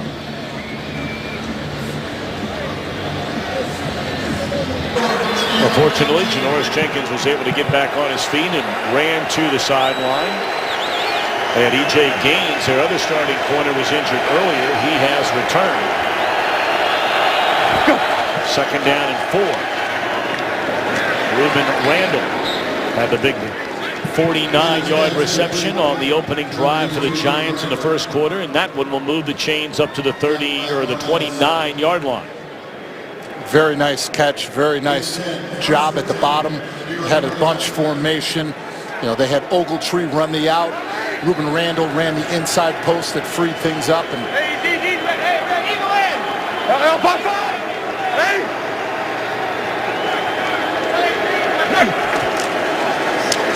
Williams cuts it back to the inside. Out across the 50, runs through one tackler, still on his feet inside the 45, all the way down to the 25-yard line. We just talked about his power and his ability to run through people. Well, he just ran through Rodney McLeod on that one. Nice blocking at the point of attack. You see J.D. Walton get to the second level to make a key block on Laurinaitis. And Andre Williams just accelerating through the hole and having a huge gain. We said that, you know, he may not have the yards per carry that you want to have on the season, but that was a big momentum-changing play, and that's what they need out of this run. Darkwa replaces Williams. Penalty flag comes in late after the 49-yard run by Williams. Number 65 offense, 10-yard penalty remains, first down. It's William Beattie's third penalty of the game, 3 holding calls. He's got to make sure that he's careful and gets his hands inside. Granted, I know that you're going up against tough guys, but when you're playing the left tackle position, you've already been called once. They're eyeing you down for the rest of the game. 10th penalty against the Giants. And we're just a little more than 5 minutes into the second half. On a team that averages 6 a game. This is undisciplined football, and you know Coach Coughlin is not happy about that. First down. Dumped off to Darkwa. Another penalty flag comes in. I think personal foul, roughing the passer, number 97. Yep. 15-yard penalty, automatic first down. Eugene Sims. It's only the 3rd penalty on the Rams in this game. That's the 5th personal foul on Eugene Sims this season, which is just unbelievable. You see Eli Manning already has the ball let go, the little extra hit and that smash down to the ground. You know officials are going to do whatever they can to protect quarterbacks. Sims in his 5th year out of West Texas A&M. And we mentioned, David just said it, his 5th personal foul penalty. And that is more than any player in the league. And remember, Sims is a backup defensive lineman. Janoris Jenkins has just checked back in for the Rams. Back down, back down. Go. Williams on first down to the 10.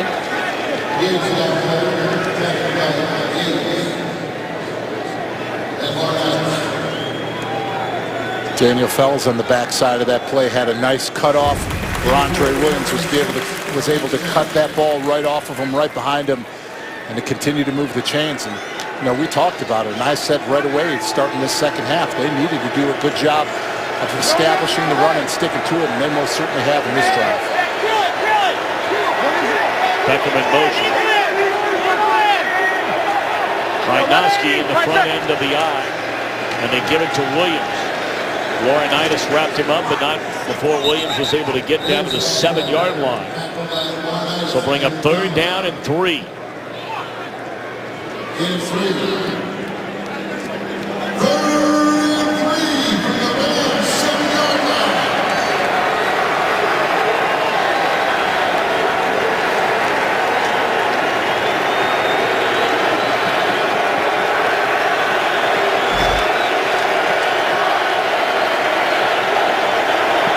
Only 1 sack for each team so far in this game today. Gotta believe the Giants are gonna throw it on 3rd down and 3. They do. Catch made, and getting into the end zone is Rueben Randle, and that is a touchdown for the Giants.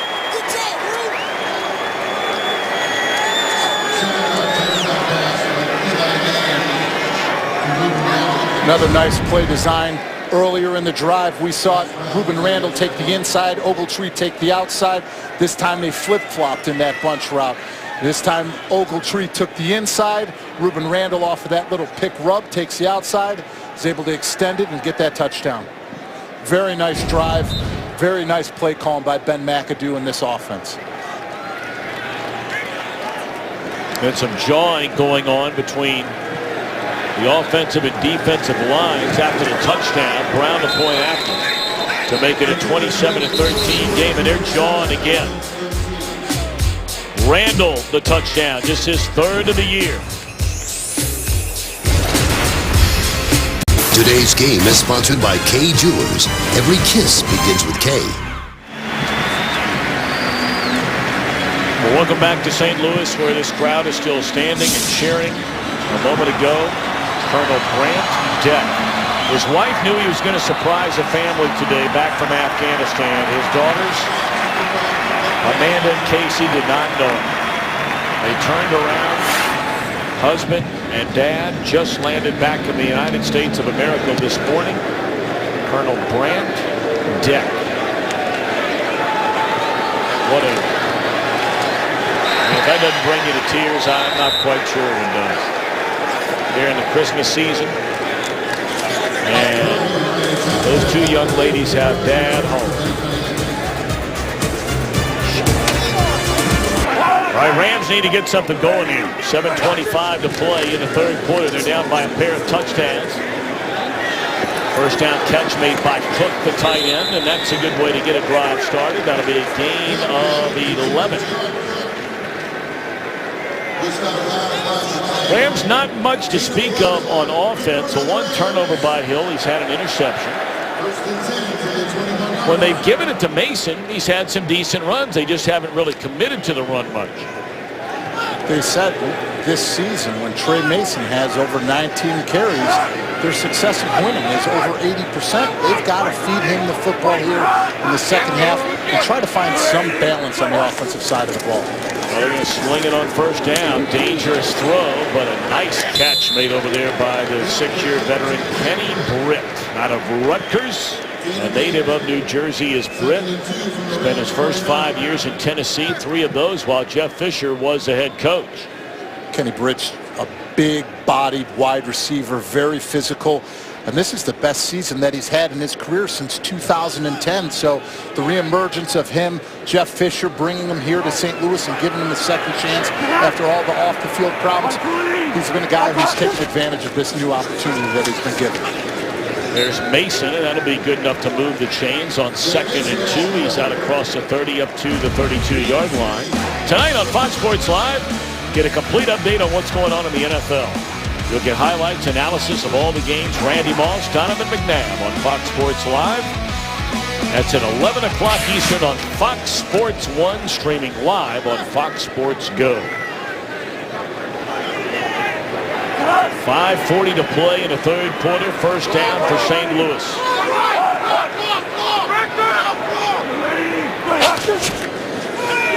Quick hitter. And up to the 39-yard line. Once more, Kenny Britt.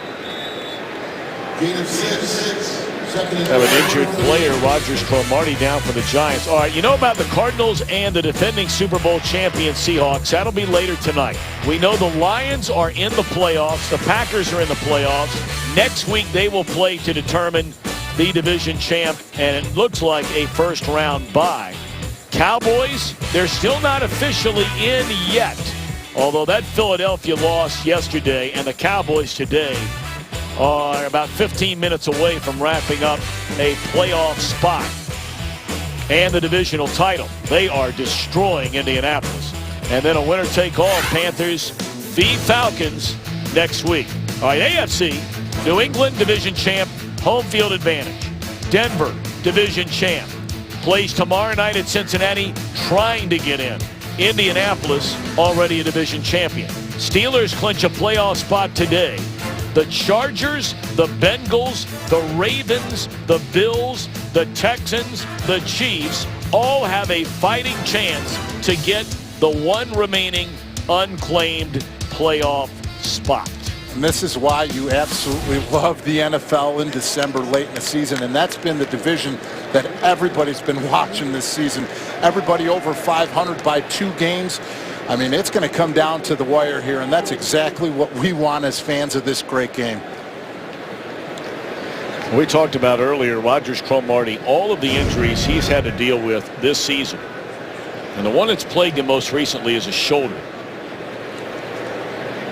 And you wonder if he didn't re-aggravate it there just by his body action. Could you see him holding on to that left arm, grabbing it by the wrist, and that usually means you're holding it there to support your arm and your shoulder and to kind of hold it into place if you can.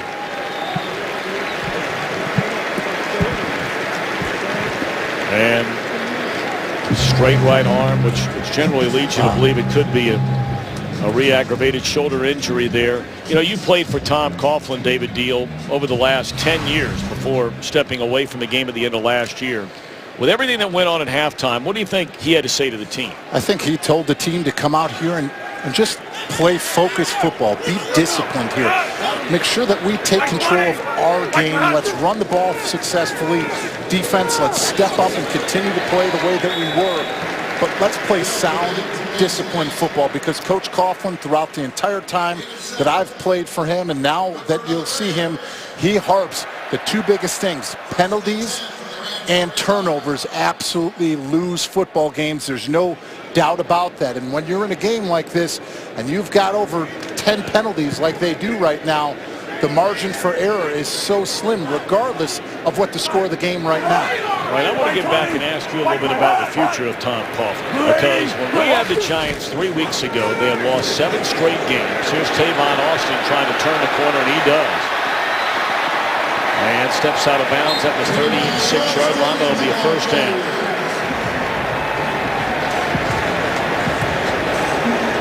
Coughlin has won the last 2 weeks. You felt at the time that the Giants needed to win a couple of more games between that point and the end of the year. Well, here they've now won their last 2.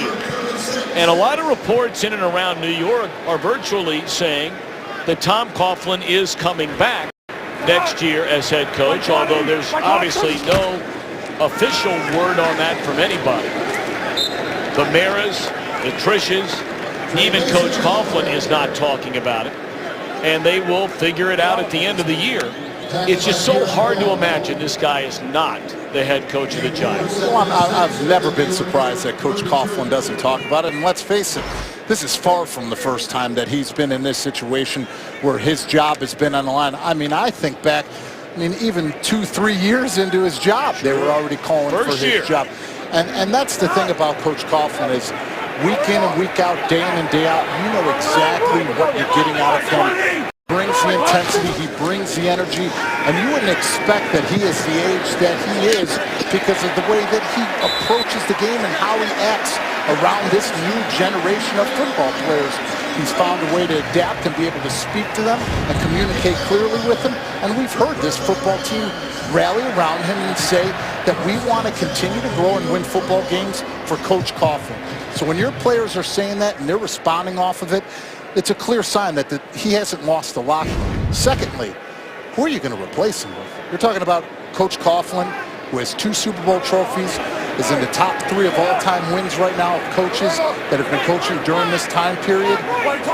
In order to bring in a coach into New York City, it better be a face with credentials and a background that's reputable, because you can't go down Fifth Avenue with just any coach in New York City. That is for sure. Carry by Mason inside the 15, down to the 13. Good carry on first down. Tell you, when the man walks in a room, you can't help but have respect. He has earned others' respect. Not only what he's done as a head coach, but the way he is as a man. This is a good man who's been a good coach and won a lot of games for a long time. He's somebody all can and should look up to. Mason trying to get to the first down marker, needed to get to the 11. Penalty Holding. flag down. Number 69 offense, 10-yard penalty remains, second down. You know, now the flip side of it all, some would say this is the 3rd year in a row the Giants haven't gone to the playoffs. So, you know, look, there are certainly arguments on both sides. But just watching the way the Giants are closing out the year, and you can say, well, who are they beating? Well, you know what? They beat a Washington team last week that lost to the Philadelphia Eagles, that beat the Philadelphia Eagles yesterday. So no games in this league anymore are a gimme. We have over 20 players on injured reserve, which is the most, I think, in Giants history. And you've installed a completely different offense with new quarterback. And there is a touchdown reception to Lance Kendricks. 4th-year tight end out of Wisconsin, and all of a sudden, the Rams within a touchdown. Lance Kendricks is an absolute threat down the seams. They look for one-on-one matchups against linebackers. On that one, you see Mark Herzlich tries to jam him. He doesn't disrupt his routes enough. Can't get back into coverage. They beat him over the top, and he's able to continue to fight through that and run through Antrell Roll, trying to come over to make the tackle and to get a touchdown. You know, when the Rams brought in Jared Cook prior to last year, it took a lot of catches and a lot of playing time away from Kendricks, whose career was off to a great start. But the touchdown there, his 5th of the season. And we've got a good one here in St. Louis. 90-yard drive and a touchdown for the Rams. 10 plays, 90 yards, 23-yard touchdown reception by Kendricks. And Hill perfect on the drive, hitting 6 out of 6. And this right now is the time in the second half when the St. Louis Rams defense turns it up a notch. And the thing about this is in the 3rd quarter, the Rams have had struggling putting points on the board. And this time they actually came away with it. You think about last week against the Arizona Cardinals, they went 3 and out every single series of the 3rd quarter and didn't have a first down till the 4th. Quentin Demps back up to the 18-yard line. Very funny new series coming to Fox in January called Backstrom. Stars Rainn Wilson as a brilliant but eccentric policeman who solves the toughest crimes. Catch a series premiere Thursday, January 22nd on Fox. It's been a very quiet day for this highly touted Rams defensive front. A loss of a yard on first down. McDonald coming up to make the tackle. You know, it's always interesting that the Rams came in with all the pub coming into the year based on what they did last year. First round draft picks along that defensive line of Long, Donald this year, Michael Brockers, and of course Robert Quinn going back to 2011. They got off to a terrible start. They had 6 sacks in the first 8 weeks of the season. They've been piling them up lately, a lot like this Giants defensive line. Manning. That should have been intercepted by Gaines, and he's hurt. Collided with a crossing receiver. It looked like Beckham. It's friendly fire. T.J. McDonald was coming over to lay the big hit. Beckham saw it coming and was able to slip out of the way and actually hit his own guy, E.J. Gaines.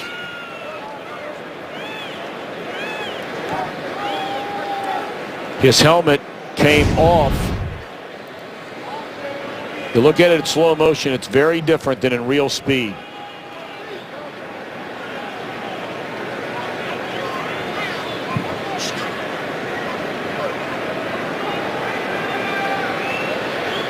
I mean, T.J. McDonald had basically launched his body like a missile to try and hit Odell Beckham Jr., whom he was anticipating would make the catch on that throw, and wound up hitting his own man, E.J. Gaines, who had to leave the game already today with another injury.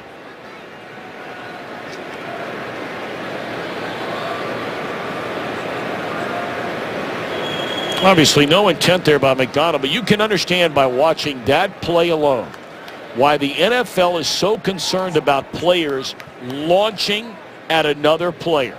In slow motion, it's one thing. Full speed, that's a weapon.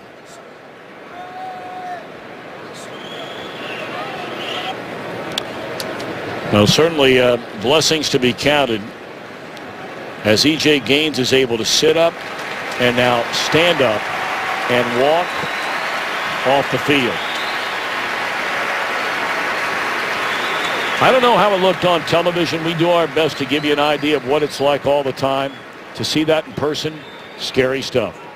Let's check in back in L.A. with Curt Menefee. Well, it's all but over in the NFC East. Tony Romo, 4 touchdown passes in 3 quarters. This one to Jason Witten, part of a 35-0 lead over Indy. The Cowboys win. They win the NFC East and officially eliminate the Eagles. Tom and David? All right, Curt, thank you very much. Cleaning the blood, it looks like, off of the field. Or is that still him? That's still him. He got up and started to walk off and had to go back down on one knee. Or maybe they saw something that they needed to, that blood you're talking about. Yeah, because he's got that towel covering up his mouth. I think it's either his nose or his mouth is bleeding.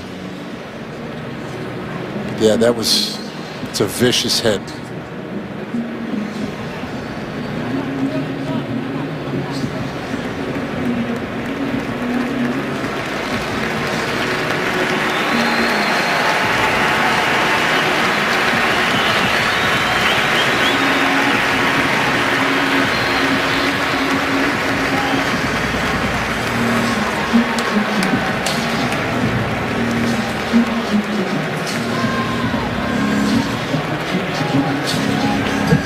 Certainly, we hope that E.J. Gaines is going to be all right. We're just thankful. Yep. Thank God for that. Young player with a promising career ahead of him, that's for sure. Missouri kid, brought up earlier, born and raised in Independence, Missouri. He's only given up 1 touchdown on the season. All right, a 3rd down and 10. Under a minute to go in the 3rd quarter. Giants with a 7-point lead. Manning, the long ball to Beckham, and that's all she wrote for a touchdown.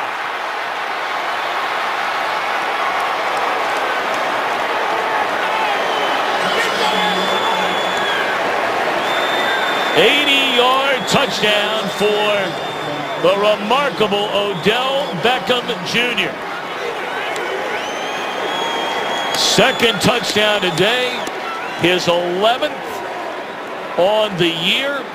Already the Giants rookie record holder for touchdowns and receiving yards. See him on the inside here. They're going to Ruben Randall him. He's just going to take a double move. He's going to fake like he's hitting it outside. Runs the fly right through the middle of that team down the seam. Just explosiveness. His ability to get open, start, stop, clean breaks. Not to mention the time that he's had now playing, Eli Manning and Odell Beckham Jr. are clearly on the same page. 6 catches, 110 yards for Beckham. That is the 8th consecutive game he has had 90 receiving yards or more. That is 1 game shy of an NFL record set by Michael Irvin in 1995. There's Odell Beckham Jr. right on the inside, and like we said, you see the coverage trying to come over and help. You see the 1-2 jump inside to take Ruben Randall, and only one backside. Rodney, my mistake, T.J. McDonald isn't able to come over for the back support. He's drawn to the opposite side of the field, and I don't know how you take your eyes off of number 13. He's the one that you should be watching.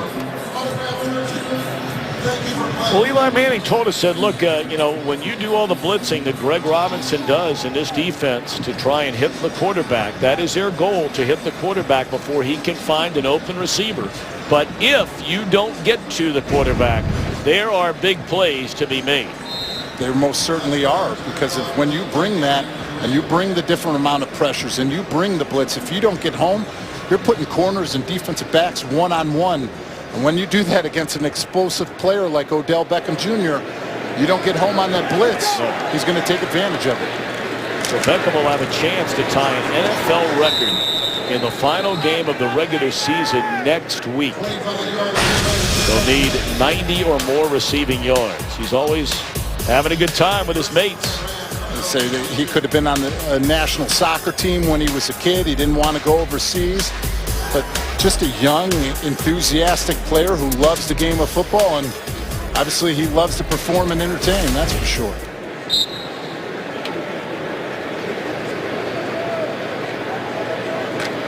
Still a long way to go in this one. 39 seconds in the third quarter. Rams coming off a 10-play, 90-yard touchdown drive.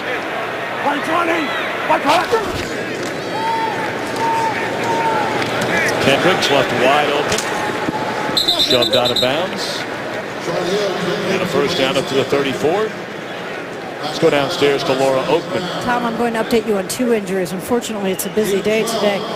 E.J. Gaines, we saw him leave on the Cardinal locker room. He is being evaluated for a head injury, for a concussion. As for Rogers Cromartie, we saw him leave. Trainers have been working on him since he went out. It is a burner. Tom. All right, Laura, thank you very much. 10 seconds remaining in this third quarter. Looks like the Rams.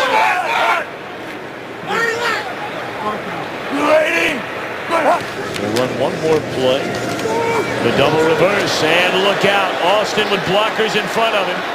What a play by Paul to fight off a would-be blocker and at least slow Austin down. That is an excellent play by Jason Pierre-Paul. Now, wait a minute now. Not sure if we have a penalty flag. The officials are gathering back at the 30-yard line.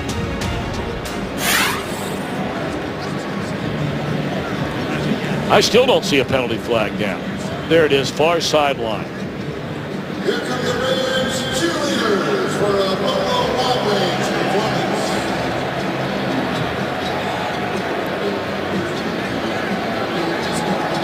Illegal motion, offense, 5-yard penalty, still first down, and the end of the quarter. All right, so that's the end of the third quarter. Giants 34, Rams 20. Fox NFL Sunday continues after a break from your local Fox station. 34-20 as we begin the fourth quarter alongside David Deal, Laura Oakman, our entire Fox crew. Wishing you and yours an early Merry Christmas and a happy holiday season.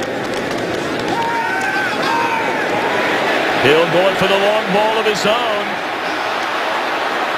Well, it looked like a little bit of contact down the field between Zach Bowman and Kenny Britt. But no penalty flag. Zach Bowman definitely, I think, got away with this one. Sean Hill had to definitely put that one out there more for Kenny Britt, because if he would have, that would have been a touchdown. That is surprising that he got away with that little touch pull at the end of that play.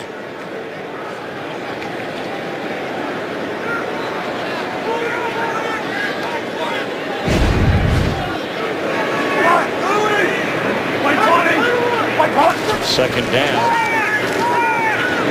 And Cunningham spins away from one tackle. He's up to the 40. He's 4 yards short of the first down after the penalty.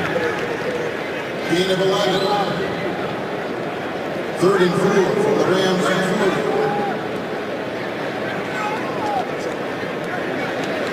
Hill 18 out of 24. Touchdown and interception, 198 yards. Eli Manning has had a brilliant day. 20 of 23, over 300 yards, 3 touchdowns, no interceptions, no turnovers. Rams 0 for 3 on 3rd down and make it 0 for 4. Wrapped up by Kerry Wynn, who had the interception earlier in the game. Started with Kennard ripping off of the edge. He actually had 2 guys going to block one for Shaun Hill to step up. Kerry Wynn, with the relentless pressure, was able to come up with another big sack for this Giants defense and forced the Rams to punt. Now Beckham Jr. waits on the punt from Johnny Hekker. And angling towards the sideline, a fair catch by Beckham inside the 5. It's been a good day again for the rookie Kerry Wynn. Today's game is sponsored by Visa Checkout, the easier way to pay online. Visa, everywhere you want to be. By Nationwide. Nationwide is on your side. And by the new Amazon Fire TV Stick, the most powerful media streaming stick. Welcome back to St. Louis. We talked about both these quarterbacks a moment ago.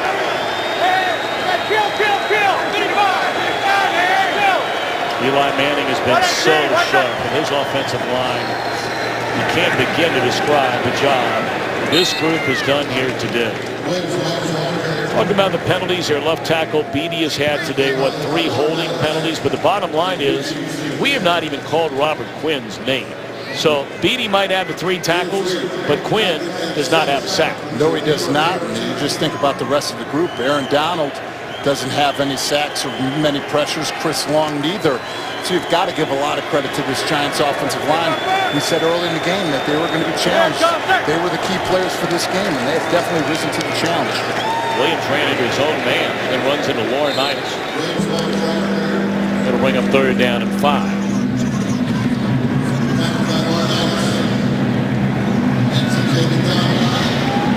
James Laurinaitis starting his 95th consecutive game at middle linebacker for these Rams. He is closing in on Merlin Olsen's all-time record for tackles in franchise history. Oh, what an outstanding player he has been.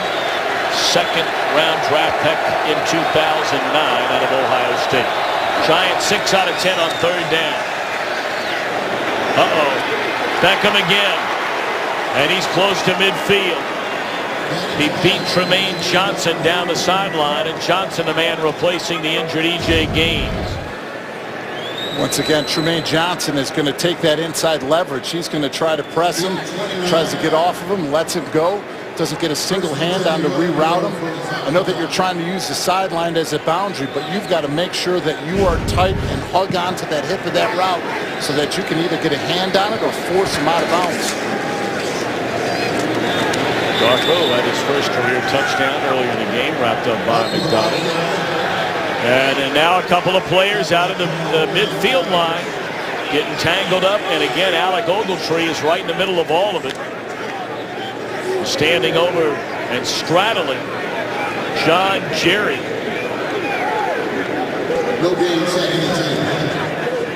Ogletree had the late hit, well out of bounds in the second quarter, which prompted the melee where 3 were ejected. Preston Parker probably should have been thrown out twice. Oh boy.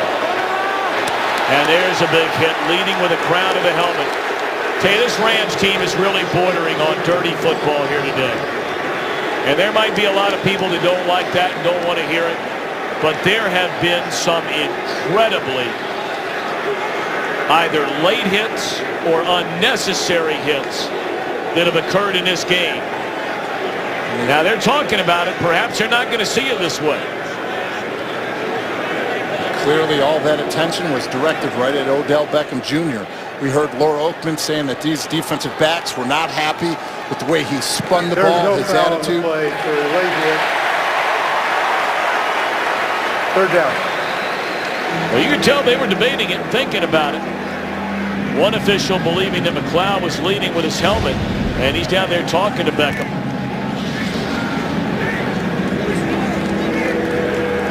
I agree with it. It doesn't look like it was out of bounds. His feet were still in.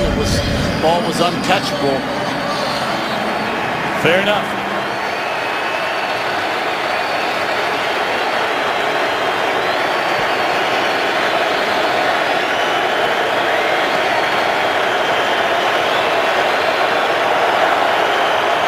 Well, obviously you had two officials that saw it a little bit differently, but then they try and, as they always do, get it right.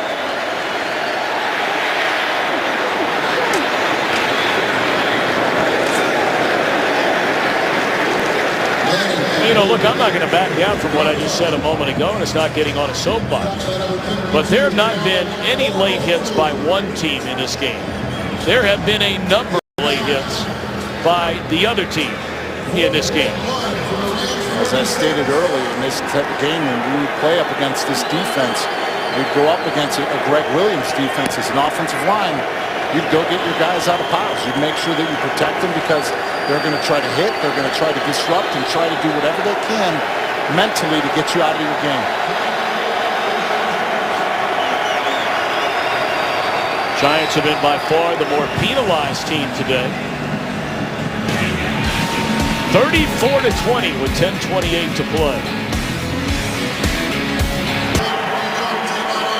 34-20, Giants will punt it away on a 4th down and a yard. And the question is, do they draw them off sides, which would be an automatic first down.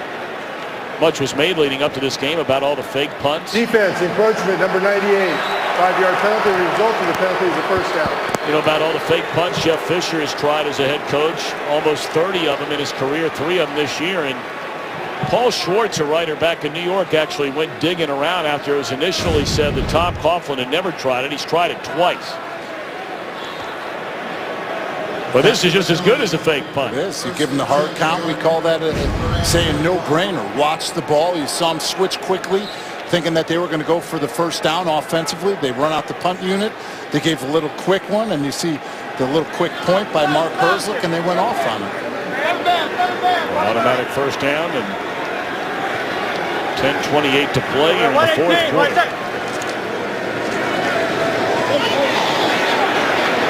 Williams thrown down at the 32-yard line. I think they're going to get a holding call on J.D. Walton. Holding, number 65 offense. 10-yard penalty. Still first down. Actually called William Beatty. Well, sometimes they mess up those numbers. They'll think 55 instead of 65, and it well could have been on 55. I thought it was on J.D. Walton trying to reach Michael Brockers there at the point of attack. You've seen him almost get his arm around and almost hug him at the hip to not give up that penetration. So that's why I thought J.D. Walton was going to be the one called with it.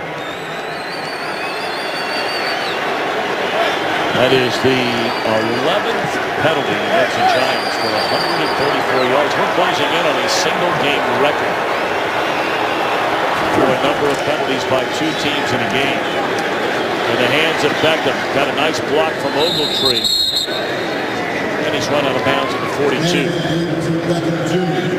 You're right, Tom. Great block by Ogletree and Brandon Fells out there, Daniel Fells out there to set that up and to spring him for an extra gain. And that is the thing about it. Odell Beckham Jr. or a player like Tavon Austin on the other side, just get them into space. Let them use their athletic ability and their explosiveness to the best of their ability.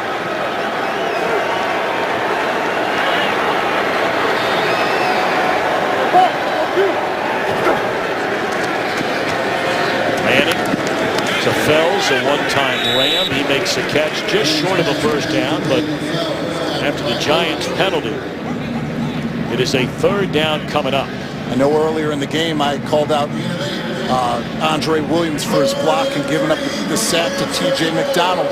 But since that point, Andre Williams has done a fantastic job picking up blitzes and making sure that he is the aggressive one to stop him at the point of attack so that it cannot continue to rush and get any type of pressure or sack on Eli Manning. They're coming after him again. And nearly intercepted by Janoris Jenkins. That's one he'd like to have another crack at. Janoris Jenkins over the last 3 years has 6 defensive touchdowns, which is the most in the NFL. He is a player that will gamble, he will take shots, he will ball hawk, and that is one that he usually comes up with. This will be a long field goal try, but much like Zuerlein on one side, Josh Brown has more than enough leg for a 52-yarder.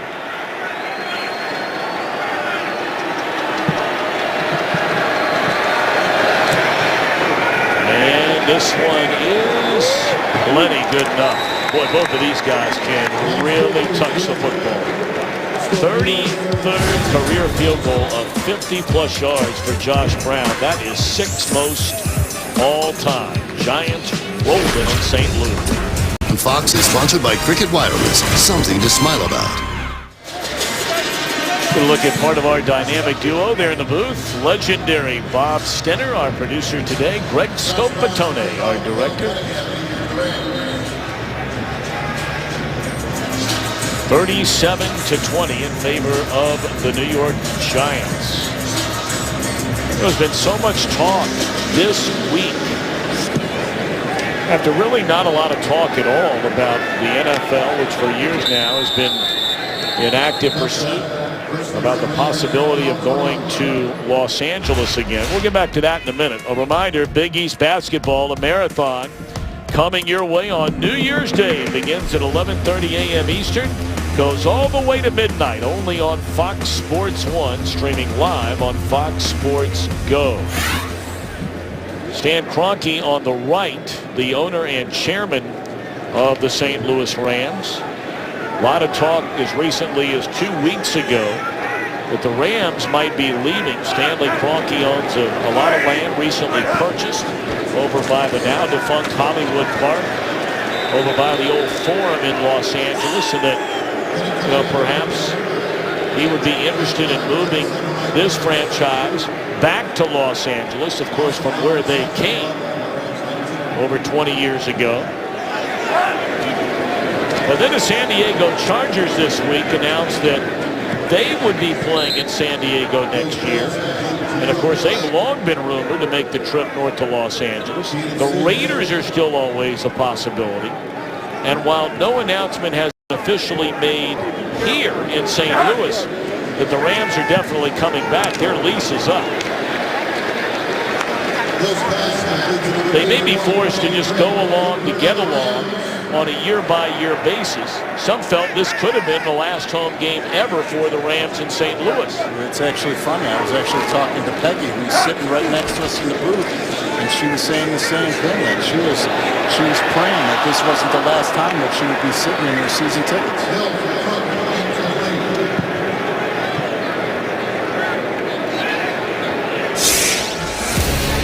Well, 1960, the Cardinals arrived.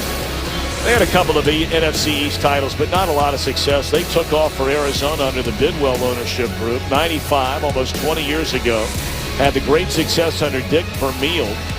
But, the history of football professionally in St. Louis, whether it's the Cardinals or the Rams, outside of the 99 year and a year here and a year there around it, there has not been a lot of success, which, generally would lead somebody to believe that fans don't come to the games and, they're not supporting the team.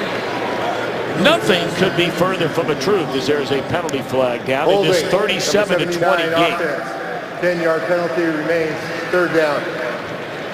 This year, the Rams have their highest home attendance average since 2008. They have filled the stadium to 89% capacity, and it is a sterile stadium.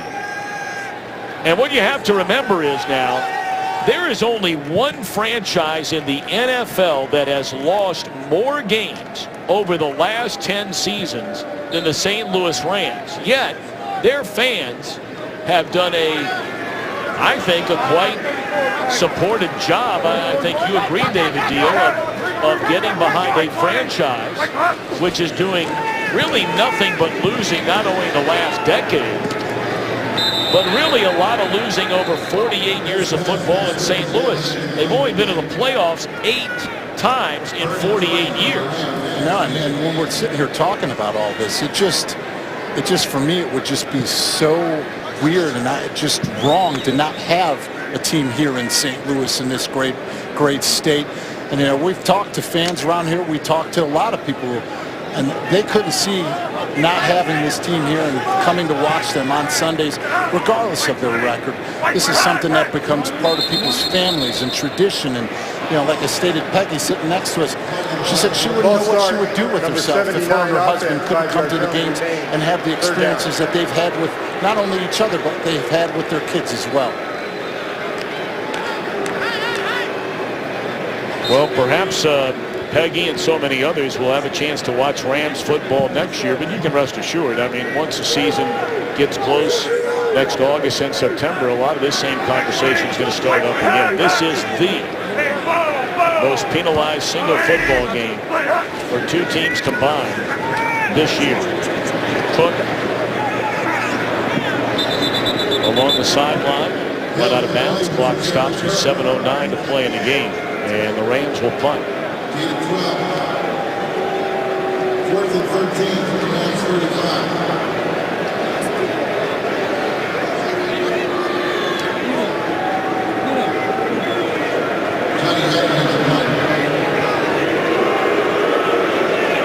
You and I were talking about watching a 49er game last night, brand new stadium, right? Yep. A team that over the last 3+ seasons has been among the best in the NFL. And when they kicked off last night, half that stadium was empty. Well, here you have the Rams. They've already been eliminated as well. And there weren't a lot of empty seats in this building when this game began. No, there weren't, and that was actually surprising when we were sitting there watching the game. We couldn't believe in a game like that, on this type of weekend close to the holidays, that it wouldn't be a jam-packed stadium. Seems like as this season has gone on, we're talking about rookie records, Giants team records, that Odell Beckham Jr. is tying or shattering.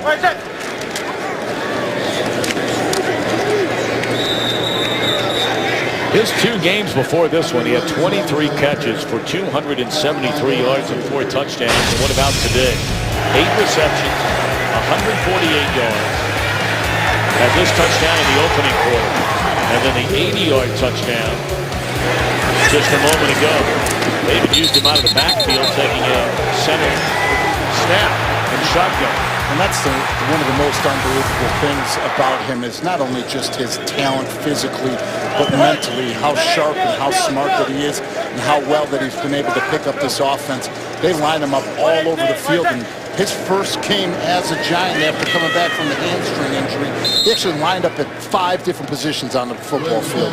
So when you have a type of player like this, who's not only just dynamic and as explosive as he is athletically, his game's all between his ears, and that's the one thing that Ben McAdoo and Eli Manning both stressed, is that he is a student of the game, and his ability to watch film and understand defenses and coverages has only gotten better and better and better.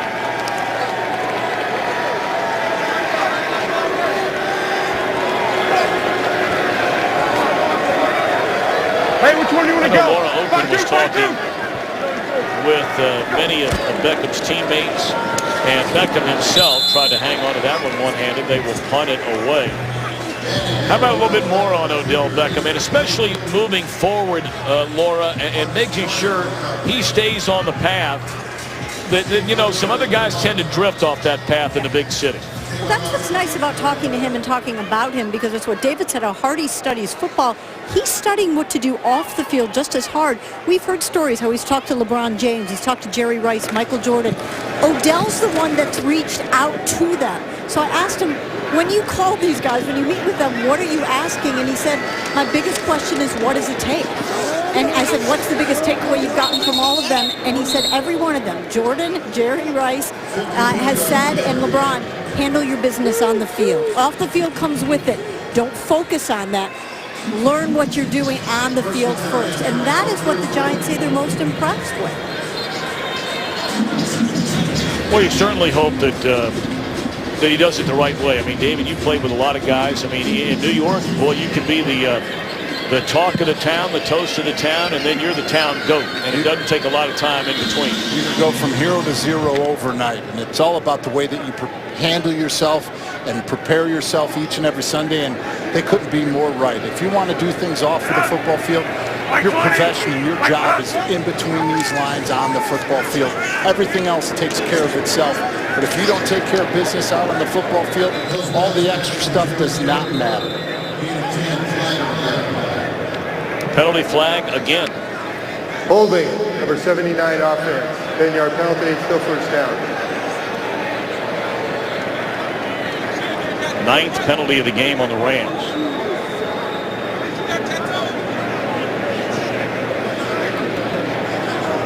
You know, we talked about the offensive line of the Giants and the job they've done today. You know, you can give a lot of credit to the offensive line as well for the Rams today. I mean, the Giants in their last 3 games had 22 sacks. They only have 1 of them, now 2 of them today. And that's a rookie. Greg Robinson has been lined up all day long on Jason Pierre-Paul.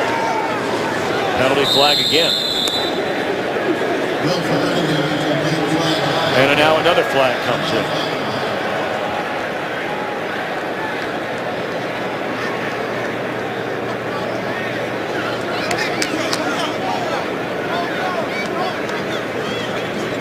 There are 2 fouls on the defense. Holding, number 95, personal foul. That penalty is declined. Personal foul, roughing the passer, number 99. 15-yard penalty, automatic first down.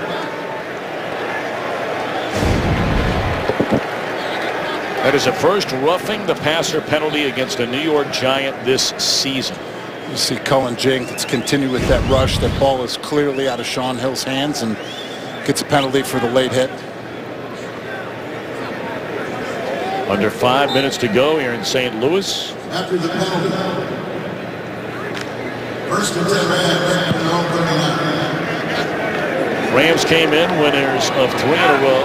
Giants are 446 away from winning their 3rd in a row. Of course, that's on the heels of what was a 7-game losing streak. Britt, a gain of 9 on first down.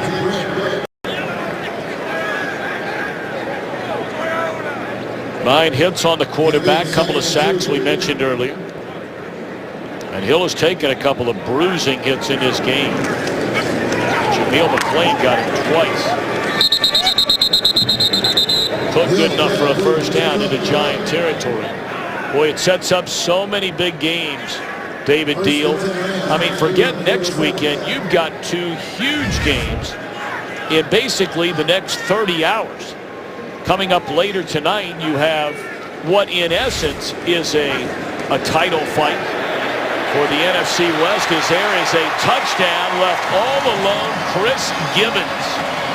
Complete breakdown there for the Giants.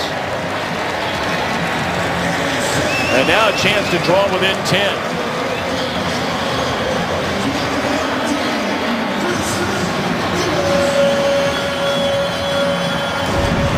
Dominic Rodgers-Cromartie here is going one-on-one initially, but he thinks that Stevie Brown inside is going to come over and help because he passes him to absolutely no one, and that's an easy touchdown for Chris Gibbons.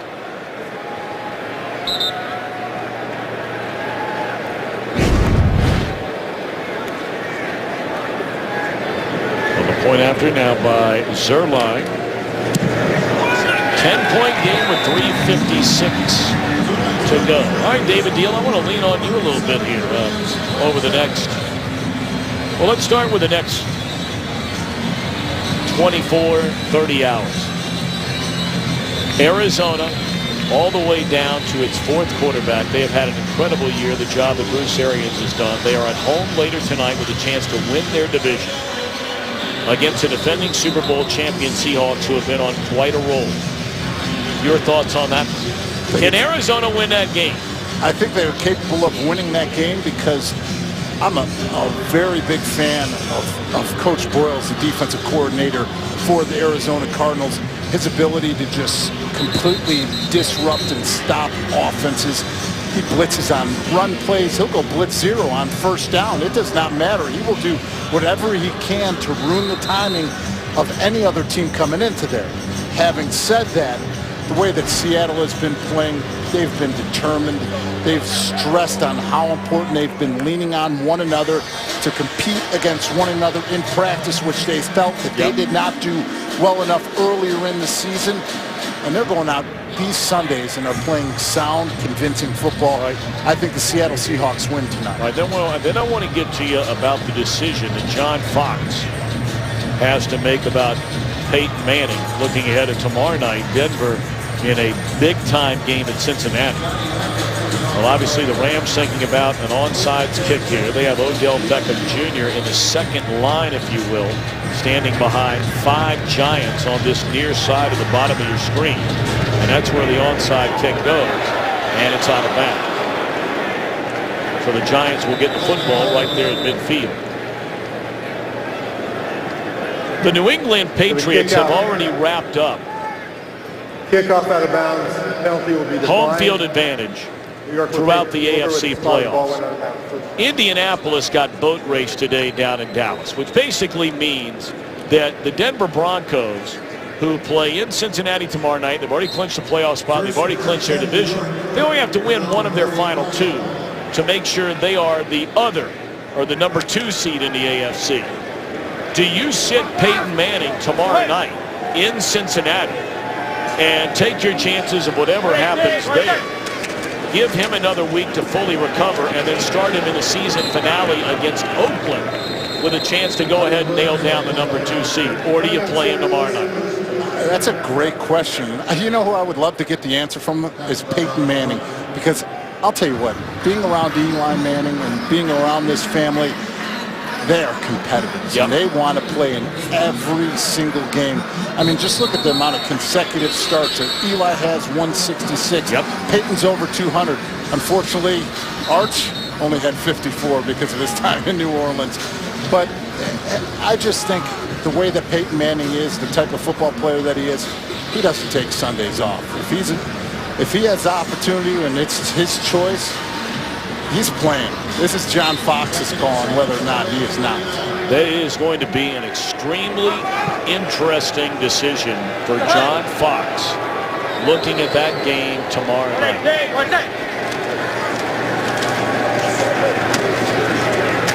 Because you know you're playing football in January if you're the Denver Broncos.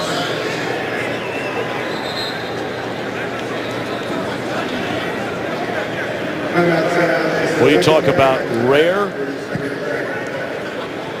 having a running back rush for over 100 and a pair of receivers with over 100. Last time the Giants had one of those, got to go all the way back to October the 25th, 2010 in Big D. Very impressive, and I think the one that stands out the most for me is Ruben Randall. Just think about if he didn't have the problems that he's had the last couple of weeks with Coach Coughlin being in the doghouse. I know what type of player that Ruben Randall is. I know what he's capable of. But you cannot be late to meetings. You can't do any of that stuff because it's not fair not only to yourself, but to the rest of your team. You've got to be an accountable guy. Because when you're not and you do those things repetitively, do you think guys are looking at you thinking that they can trust you on the football field at key moments, at key times? I don't think so. Timeout called by the Giants. All right, basically, here's the long and short of it. All the spots in the NFC playoffs, except for determining that final position as NFC South champion, are determined. The Seahawks are in with a Dallas win tonight. They are in the playoffs. It's a matter now of the Lions against the Packers as champions of the NFC North. They play next week. Seattle and Arizona will play tonight. And we can go to next week to determine a champion there. And all money on the table. Carolina, Atlanta. Winner take all, loser goes home. You can laugh and scoff at the NFC South, but one of those teams will be hosting a playoff game. Anytime I think of that, I think about the Seattle Seahawks of 2010.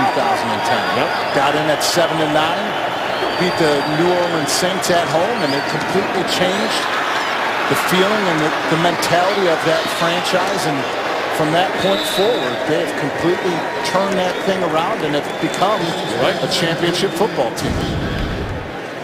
Big gainer here by Ruben Randle puts the Giants down to the 15-yard line. Gain of 31.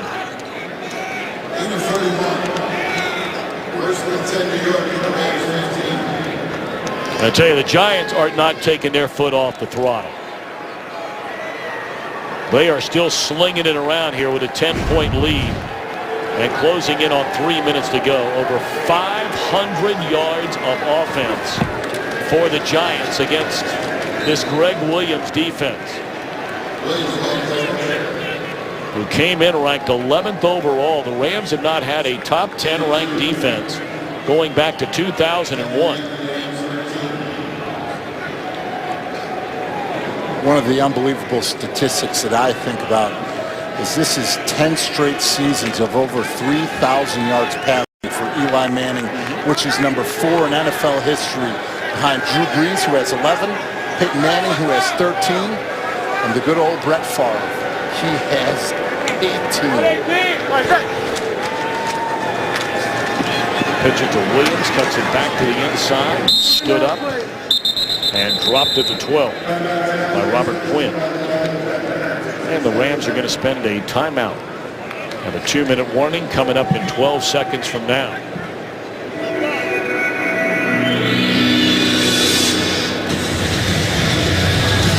It was interesting yesterday talking to Jason Pierre-Paul, and he says, you know, it looks like we're rebuilding looking ahead to next year. I found that a somewhat curious word choice, and that word has been used in the written press a great deal lately about this Giants team. You know, when you think about having Beckham, Eli Manning, Williams, maybe Jennings back, a healthy Victor Cruz, an improved Larry Donnell, perhaps you'll want to alter your offensive line a little bit. I don't know if that's a makeup of a rebuilding team or not. I don't think that it is. I think that this season has definitely brought this team and this group closer together. The way that they've been able to handle adversity, fight through it together, but the strides that they've made as a football team, especially on the offensive side of the ball. Here it is, 16 weeks into a brand new offense in their first NFL season with Ben McAdoo as their offensive coordinator. Each and every week, you've just seen the gradual improvements. Granted, the record is not the record that they want. This isn't what they were hoping for this season. They felt that they were a playoff caliber team. Unfortunately, they didn't come up with it. But you've got a lot to look for in the future. You talked earlier about Eli Manning. He's gone up in completion percentage. He's gone over in passing yard percentage. And this is the most important thing. I think the fact that he's only thrown 13 interceptions compared to 27 last season is everything. Blocked field goal try by Darren Bates, and then Will Herring picks it up. Look at the athletic ability.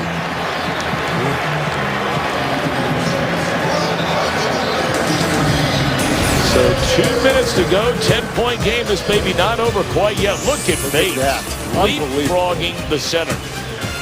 Mercy. Some athleticism, wouldn't you say, Mr. Deal? Darren Bates just completely hurdled Zach Tiasi, the long snapper. But even more impressive is how quickly the second jump came. Snap over the head of Hill. And it looks like their guy's still down there wrestling for the football.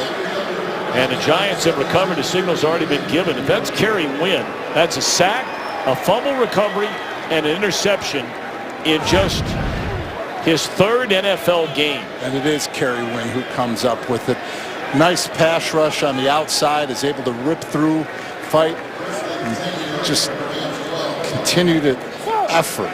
Just effort by his part. And he's had an unbelievable game today. Well, back-to-back games. I mean, you know, this is a guy that only weighs 264 pounds. And that's not very big for a defensive lineman. He's out of Richmond, which is a powerhouse Division II program. But nobody drafted this guy. And because of all the injuries they've had up and down that defensive line, he's getting a chance over this final month of the season. And man, when you get that shot, he's taking advantage of it. Opportunities are never lost. Someone will take the one that you miss, and he's taken full advantage of the opportunity given to him. He has played sound football. He has really stepped up. And in his third career game as a player, he's been completely just nonstop today. I mean, just think about how much effort that he's played with today and his ability to just make big plays when they've needed him to. Our game today produced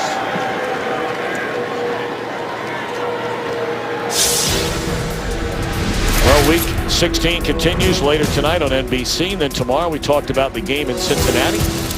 Our game today produced by Bob Stenner, directed by Greg Scopatone. Our technical producer is Bob Mullen. Our replay producer, Mark Titleman. Associate Director, Yvonne Wagner. Broadcast Associate, Mr. Jordan Wolf. We'd also like to thank our spotter, Scott Snyder, up here in the booth. And our entire stats crew. Tom Barbary up here with us. Eric Norton, Mike Eldridge downstairs in the truck. The New York Giants have made it 3 wins in a row. And the talk will continue leading up to week 17 about the future of Tom Coughlin. Will he be back as Giants head coach next year? They're certainly playing well down the stretch. Odell Beckham Jr., another monster game. 2 touchdowns, 8 catches, 148 receiving yards. Breaks Jeremy Shockey's Giants rookie record for receptions in a season. 37-27. The final here in St. Louis. We'll be back with more in a moment.